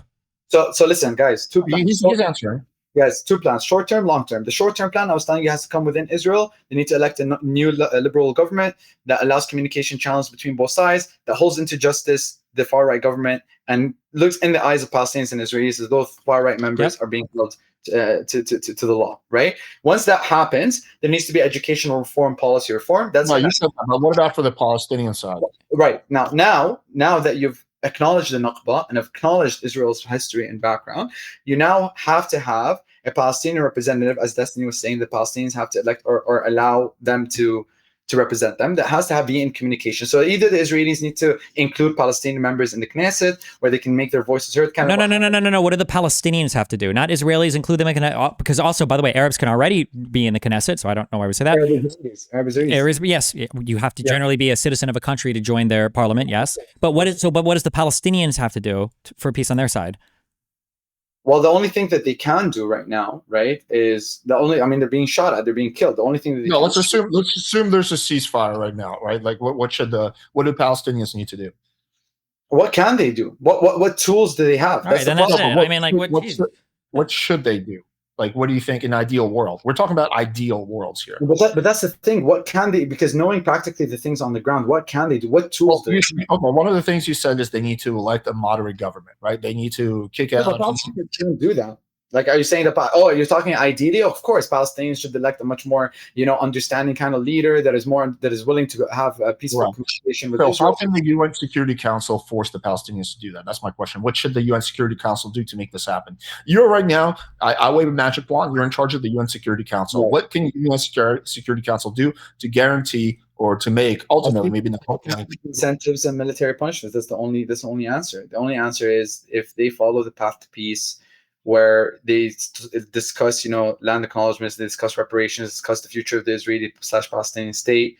Then if they follow those laws, they get economic incentives on both sides that are being, that incentivize them to walk that path. If they don't do that, kind of what Destiny touched upon, there has to be military consequences and economic consequences. Wait, but hasn't this exact plan basically happened where Israel was like, okay, wow, the Palestinians are going to have an election and it's going to be great, and then they elected Hamas in 2005. It's like, okay, well. But they also, when they disengaged from Gaza in 2005, they completely blockaded Gaza as well. The blockade didn't come, the total blockade didn't go after Hamas. Hang on, I don't want to go back to that. I want Destiny to respond to what Kareem said. What do you think about his UN Security Council plan? Like, just what he said there. Well, let me sorry, Destiny. Let me just conclude it, right? What am I trying to get to? What's the end goal of this, right? What I'm trying to say is an external organization that, like the UNSC, has the military means to be on ground and ensure that there is some sort of peace path that is being held. Once that happens, I believe we need to unite with our Levantine identity. I really believe that. I personally think whenever I speak to Mizrahi Jews and Middle Eastern Jews, there's still this love towards Levantine. Levantine means Syrian, Jordanian, Palestinian, Lebanese, like that area. There's a big love towards that Levantine identity, the music, the culture that we all share. And I think the only way that we can get out of this conflict is we all subscribe as Levantines. So what I was talking to a person about this, an IDF soldier, actually, through the Adam Sauce podcast that we were on, this idea of having like a united Levantine emirate, where Jewish cities have complete self-sovereignty and self-control, similar to the United Arab Emirates, which was composed of tribes that were killing each other, right? So it's not like it's impossible. I believe that the only way that there would be true peace is you have some sort of Levantine emirate where the Jews have self-sovereignty over cities that they're a majority in, the Christians have self-sovereignty over cities. All right, let's let Destiny respond to all that. Yeah, I just wanted to finish that United Levantine emirate, but that happens after, right? I'm not saying that can happen now because then you don't have the guarantee that people. I want Destiny specifically to respond to the UN Security Council plan. Yeah. I mean, there were UN peacekeeping forces in the Sinai from 56 to 67, and then they all got kicked out when Nasser thought that it was trying to posture for war. I mean, there were UN. Were there UN peacekeeping forces north of the what's the name of that stupid fucking river in northern Israel, the Litani or whatever? I don't remember if there were UN peacekeeping forces there or if the UN said that you guys need to not do anything. In Ukraine, obviously. Okay, in Ukraine, obviously the UN says you need to stop doing war here. It's not good. Like, if you were a Jew, why would you have any confidence whatsoever that the UN is going to be able to enforce any type of nonviolent action here, especially when you keep alluding to the United Nations Security Council? You only need one veto from a Security Council permanent member to not have anything happen ever. And you've got obviously different opinions here. So like Russia, China, the US are all going to agree on what, like, this is never, none of this is ever, this is just not realistic. It's not going to happen. So propose a better alternative than his UN Security Council. I gave an alternative, but just people won't do it. But a realistic solution would be somebody like the United States going in and saying like, hey, listen, here's a giant fucking cache of weapons. Okay. You guys need to come together and make a fucking agreement. You got 24 months. And if you guys can't reach an agreement, whichever one is willing to give the most, you get all the weapons and you can go blow the fuck up out of the other side. You've got a 1-year moratorium on all the war crimes, all the killing, whatever the fuck you want to do. And then after war, whatever territory you got it. Boom. And you're done.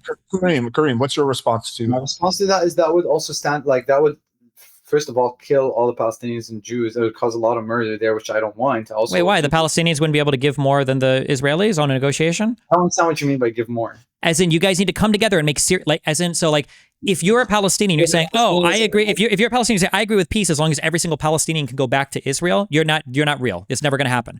If you're an Israeli and you think that, I agree with peace, but like you're not going to get any of we're going to keep all of our settlements, even the deep settlements. You're never going to have any independent security apparatus. You're never going to be able to travel across borders. The blockade in Gaza. Then that's also not a serious agreement, right? There has to be So you're saying that if that happens, if the Israelis did not want to remove their settlements, the United States should give the Palestinians weapons. That's what you're saying. Arm the fuck out of them and blow all the Israelis up. If they can't make any real serious concessions when it comes to like making a peace agreement, then yeah. And it doesn't have to be a removal of the. It could be like land swaps or whatever else, so that the integrity of the land is That would also kill innocent Jews in the process. I'm fine with that. If they can't make an agreement, that's fine. Innocent Jews already died on October 7th. Innocent Jews died in 2014, 2008, 2005, the whole second Intifada. Like, yeah. Right. But I don't want that to happen because I do believe. Okay. Let me rework what Destiny's saying just slightly to kind of go around your moral quandary. Okay. How about this? U.S. gets Israel and Palestinians together. They say, you have a year to figure this out. If the side that gives the most concessions is going to be our ally moving forward, no weapons involved. The side that is unwilling to make concessions will be our enemy. Like, let's just rework it like that.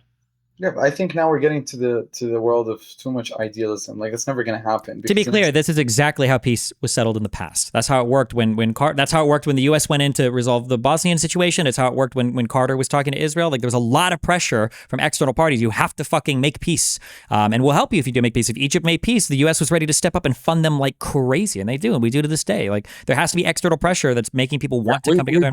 Egypt massively. We gave them billions of dollars for peace. No, I agree. There needs to be external. Wait, did you say millions? It's billions. We paid Egypt lots of money. Yeah, no, I do agree that there needs to be external pressure. But when I said the UNSC, I wasn't talking about it as a regulatory. I was talking about the member states that are part of the permanent member states. I think it will only be enforced if they have military consequences, as in like Russia, China, France, Britain, and the United States will all be on boots on ground. Yeah, but what does military consequences mean? What does that mean?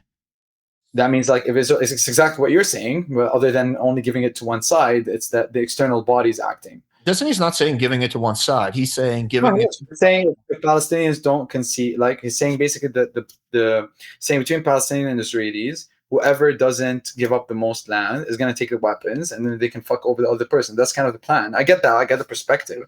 But I'm saying my plan is that it should be an external body, like the UN Security Council, that comes in and says, okay, listen, Israel, if you're not going to remove your settlements by these next 2 years, or listen, Palestine, if you're not going to elect a liberal government that's going to make peace with Israel, we're going to be on the ground and we're going to ensure it fucking happens. You know what I mean? Kareem, so you're saying you're okay with what it's the UN Security Council. Right? Sorry. So you're on board with what Destiny said about the incentives and disincentives, but instead of the U.S., you believe it should be the member states. Yeah, no, he's talking about creating a one-state solution. Yeah, because I don't think that it's possible. I don't think it would be ever possible. But when you say external body, they're going to be like the police in the one state forever? Like, no, there has to be, like I said, there has to be an interim government that is like the NSC has to kind of oversight, and then there has to be some sort of movement towards some sort of emirate-like structure. Because the only problem with this destiny is like you said, the Israelis never want a two-state solution. The Palestinians don't want a two-state solution. Both sides are in conflict. The only way that there will be peace is that there has to be a third identity that everybody. That Emirati solution is going to end up massively favoring Jewish dominance. Like the Emirati solution is because the splitting of families and everything is going to happen way more on the Arab side than the Jewish side. I don't think Jews give a fuck much about like the family shit at all. I don't think they see themselves as like a unified Israeli like people. Like they're Zionists. They literally go to Israel to be like Arabs don't, and Palestinians don't have that same cohesive identity as like, oh, we're all Arabs and all Palestinians or whatever. I think it's way more divided in the West Bank. When I say Emirati, Emirates, it's because Emirates, I'm not referring to the country. Emirati means like it's a political system. Yeah, so you're talking about a differentiation of political systems along different ethnic or nationalistic lines or whatever. Right. But that's not going to work because the Jews aren't going to divide themselves in what on northern Jews and southern Jews, right? It's not like Druze or Bedouins or different families in the West Bank. In 4 minutes, I want to get into closing statements. No problem.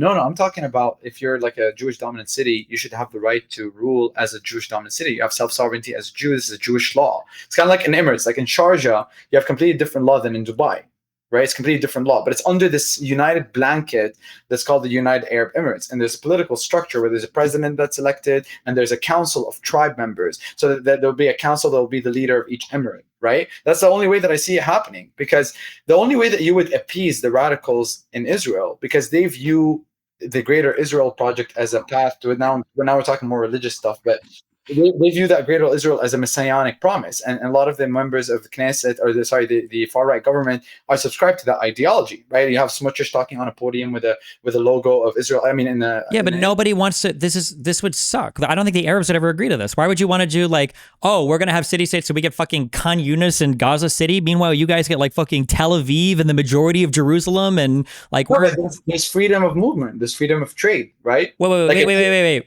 Why would there be freedom of movement if each of the city states get to decide how they want to do their own shit? No, you're talking about like the whole idea of having a united Levantine Emirates is that you have one country, so to speak, one united blanket that has individual city states that control their people. So let's say, for example, Tel Aviv, if you have a very religious Jewish city that wants to pass laws by the Torah, they can do that. If you have Tel Aviv that wants to be a Jewish dominant city, but they want to be more liberal, they can do that. And then Bethlehem can be a Christian dominant city and they want to like do Christian sovereignty, they can do that. And I think that should open up the entire Levant. And I'll tell you why, Stephen, because Israelis have the right to live in Israel between the Nile and the Euphrates. That's their right to live there. What they don't have the right to do is create a state and kill innocent people to achieve that. Sure, I guess but your issue is you run into two huge issues. So one is Jerusalem is still a problem that you'd have to sort out because now there are so many fucking Jews there. Because Jerusalem would be the only country that would be. Yeah, so Jerusalem is kind of fucked. And then the second big problem you're going to run into is how are cities going to expand? Because you're still asking Palestinians to give up their right of return because Palestinians are going to still say like, well, look at Tel Aviv. I had family that came from Jaffa. I had family that came from like these poor. I had family like they're still going to lose their right of return to these cities. So you're still asking Palestinians to make like a huge sacrifice that they've never been willing to make. Like, no, they can live. They can like remember that it's both. Israelis can live anywhere in the Levant, and Palestinians can live anywhere in the Levant. Yeah, but Palestinians don't want to live anywhere in the Levant. They want to go back to their homes. That's the whole point of the right of return, right? Right. So you're saying that they're all going to be concentrated in cities that are going to be Jewish-led cities. Yeah, that's the big issue with the right of return is Palestinians want to go back to those cities, right? If Palestinians want to live under Jewish rule consciously or with consent. Yeah, but it's not going to be Jewish rule because it's going to be a majority Arabs. That's the whole reason why Jews don't like the idea of all of them coming back. Yeah, but remember that we said that happened after the entire whole United Nations Security Council on the peace initiatives and peace committee. That's why I'm saying this plan. Right, I'll give you guys one more response. Yeah, sure. Or he can answer. It's fine. I'm good. Yeah. No. But I'm saying like what you're saying makes sense. But I'm putting this whole United Levantine Emirates as a solution that would happen downstream. You know, like all the movements that would lead to it would definitely, you would need to change the culture. You'd need to change the educational program. There needs to be a United Levantine identity, right? Like, for example, now we're getting too much into like ethnicities and genetics and whatever, but we're all kind of the sons of Jacobs. Like Palestinians are not Arabs, they're Arabized, right? Their DNA is 80% compatible with ancient Bronze Age. Yeah, but that's fine, but nobody that lives there right now thinks that. Nobody cares about that. That's not like a... So that's what I'm saying, but that a lot of people didn't care about a lot of things that they care about now. I think there needs to be a cultural shift. There needs to be a movement of pushing people towards subscribing towards a Levantine identity. And so I'm saying way before that, sorry, Alice, way before that, step number one, if you're asking me what step number one is, step number one is a ceasefire. Step number two is the Israelis have to impeach the far-right government so that the Palestinians feel like these guys are violating international law, they're convicted terrorists, they need to be held accountable. Then Palestinian Authority or the Palestinian kind of representative have to have an individual that is willing to have communication with an Israeli representative, a much more moderate Israeli leader, and then you can open the channel for a sort of peace that would lead to sort of the discussion of land acknowledgements, reparations, possibly acknowledging the Nakba, possibly acknowledging what happened in the origins of Zionism and the kind of Herzlian like colonial perspectives of that. And once that it gets embedded into the educational program, now you can imagine a new generation of Israelis and Palestinians that have that view of, okay, we understand what happened, because Zionists are living in a bubble, and very radical Palestinians, both sides that are extremely polarized, are living in a bubble. So without having that movement towards that, peace will not be achieved. I think that has to also apply to Palestinians, right? Like, of course, I think there needs to be a Palestinian Authority representative or leader, whatever. The only problem with the Palestinians, they have like with education and acknowledging. Of course, yeah, 100%. I think there should be no books in Palestine should say that just should be eradicated. 100%. That's bullshit. That's against Islam again. And remember, I'm not saying that it's what Muslims have done. Cultural representation and scriptural representation, two completely different things. But like, but I'm saying that it should be wrong, and there's something that you can fall back on to say that it's wrong. The fact that they're doing it has there's no fucking consensus to it other than wanting to kill entire other people in response to an occupation, right? So Yeah. I do gotta go to closing statements because I want to No, keep I enjoyed this, man. It was fun. Yeah. So listen. So here's I want to do a little thought experiment for the closing statement. So Yeah. start off your closing statement by steel manning what the other person has been saying during the debate. Just a quick steel man what the other person was saying, and then you can give your final take on the debate, the topic that we've discussed. Let's try to keep it under 2 or 3 minutes. What's steel manning? Steel manning means is where you basically say, okay, this is what this other person was. So you make a best case argument for what that other person was saying. Be in their shoes, kind of like. Yeah, it's the opposite of straw manning. I can start if that's okay, Destiny. Sure. Yeah, go ahead.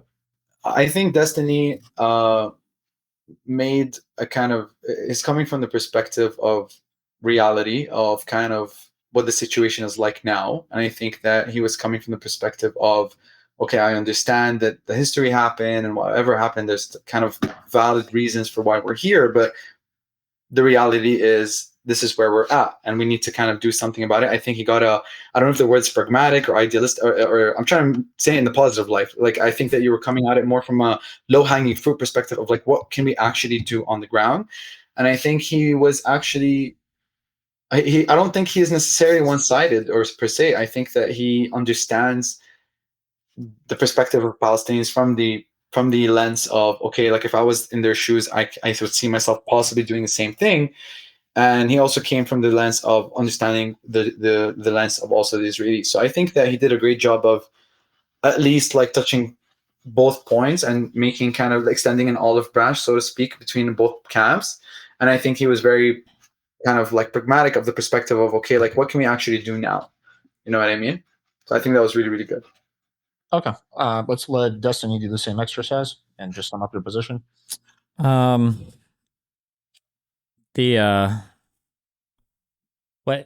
I'm sorry. What do you? I'm supposed to stay on the other side and then. No, just steel man what Dr. Kareem was saying the whole time, and then just summarize your position, like or your thoughts. That the Palestinians have been terrorized for a long time, and so they have to fight back. But hopefully, Israel can give a whole bunch, and then the UN will make everything good. But is that your honest steel man though? That's the steelman argument for the other side is that after the dissolution of the Ottoman Empire, there were some written promises, or they felt like there were promises made to the Arabs that inhabited the region, that if they helped the British in any way, size, shape, or form, that they would be able to have a state of their own, okay, when the Turks were gone and the Ottoman Empire collapsed. And after the war, 1917, Jews in Europe, these white invaders, got a promise from the British government to come and basically settle on all of our fucking land. So if you're a Palestinian, you've inhabited a land for hundreds of years, or sometimes even longer, depending on what it is, and now all of these weird white people are showing up, they're buying shit from you, and by you, I mean they're buying shit from wealthy landowners that have never even lived there before, and now you're all getting kicked out. And as time goes on, you're getting ass pained over this. You try to fight back against some of them because you see them coming in and take your land, and then the British shows up, and the British basically completely and totally fucking annihilates you from 36 to 39 during the Arab revolts. Afterwards, you see the Jews start to fight against the Brits because the Brits are trying to tell the Jews, hey, you guys can't keep coming in so much, you're fucking it all up. And then the Jews decide to start terrorist attacking and killing the Brits, and then the Arabs are like, okay, well, fuck us. I guess the Jews are here to fuck us over. So the Palestinians lived in the region, it felt like, for a long time. The Jews are basically there to just fight and expand and fight and expand. They say that they're for peace, but then they keep bombing you everywhere. They keep attacking you everywhere. In 67, they eat up literally all of the rest of the land that you had. They continue to make more with the people around them. And then slowly you find yourself being abandoned on every side by people that you thought were allies. You thought Egypt was your ally, but then they sold out to the United States. You thought Jordan was your ally. They even gave citizenship to some of your people. And then they sell out to this new coalition of countries that are starting to make peace with Israel. And eventually you find yourself with only terrorists as your allies, and unwilling Israel that doesn't ever want to negotiate with you. And so your situation becomes increasingly desperate. So all you have left to do is resort to terrorism until somebody internationally comes and basically shores up your position. I guess where the Palestinians are right now. Okay. All right, cool. All right. Anyway, fun debate, guys. Why don't you guys just quickly mention where people can find you? Kareem, you want to go first? Where can people find you? Absolutely. First of all, really enjoyed the debate. Alex, big up for organizing. Destiny, it was a pleasure to meet you. Enjoyed that conversation so much. Yeah, you guys can follow me at Dr. Karim Atassi, exactly how my title is seen right now on the box. I just want to say that I do, talking about this, I do believe that Muslims, Jews, and Christians all have the right, the Levantine Muslim Christians and Jews have the right to live in those lands.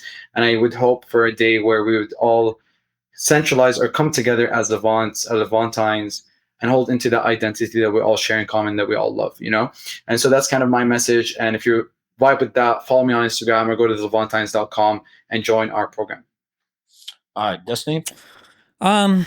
This sucks. I don't know what to say, but if you're a Westerner, just fuck off and don't ever talk about this issue because it's too complicated and there's too much shit to realize what the fuck is going on. I would say be very careful. I don't know if Kareem does this intentionally or not, but a lot of what Kareem says are basically dog whistles for things that would lead to the absolute destruction of the Israeli people. And in the West, we don't identify or recognize these things as much, but a Jewish person that lives in Israel absolutely hears it. So when you hear statements like, I just want everybody to live together peacefully, to the West, that sounds nice. To an Israeli Jew, they're saying, oh, you want all of the Arabs to come back here. You want to make us an ethnic minority in our area, and then you want to dissolve our state so that there's one Arab majority state from river to sea, like every single other state in the region, which is going to lead to our subjugation. You really think Kareem is No, I'm not saying that he's saying it, but every single Jew in Israel is going to hear it. When you say, I want you all to live together peacefully, that's always a dog whistle for a one state where the Jews become a minority, which is why Kareem also never said that he would give up the right of return for Arabs to go back to Israel. Although he did say he wanted an emirate solution, whatever that would look like, it would still be.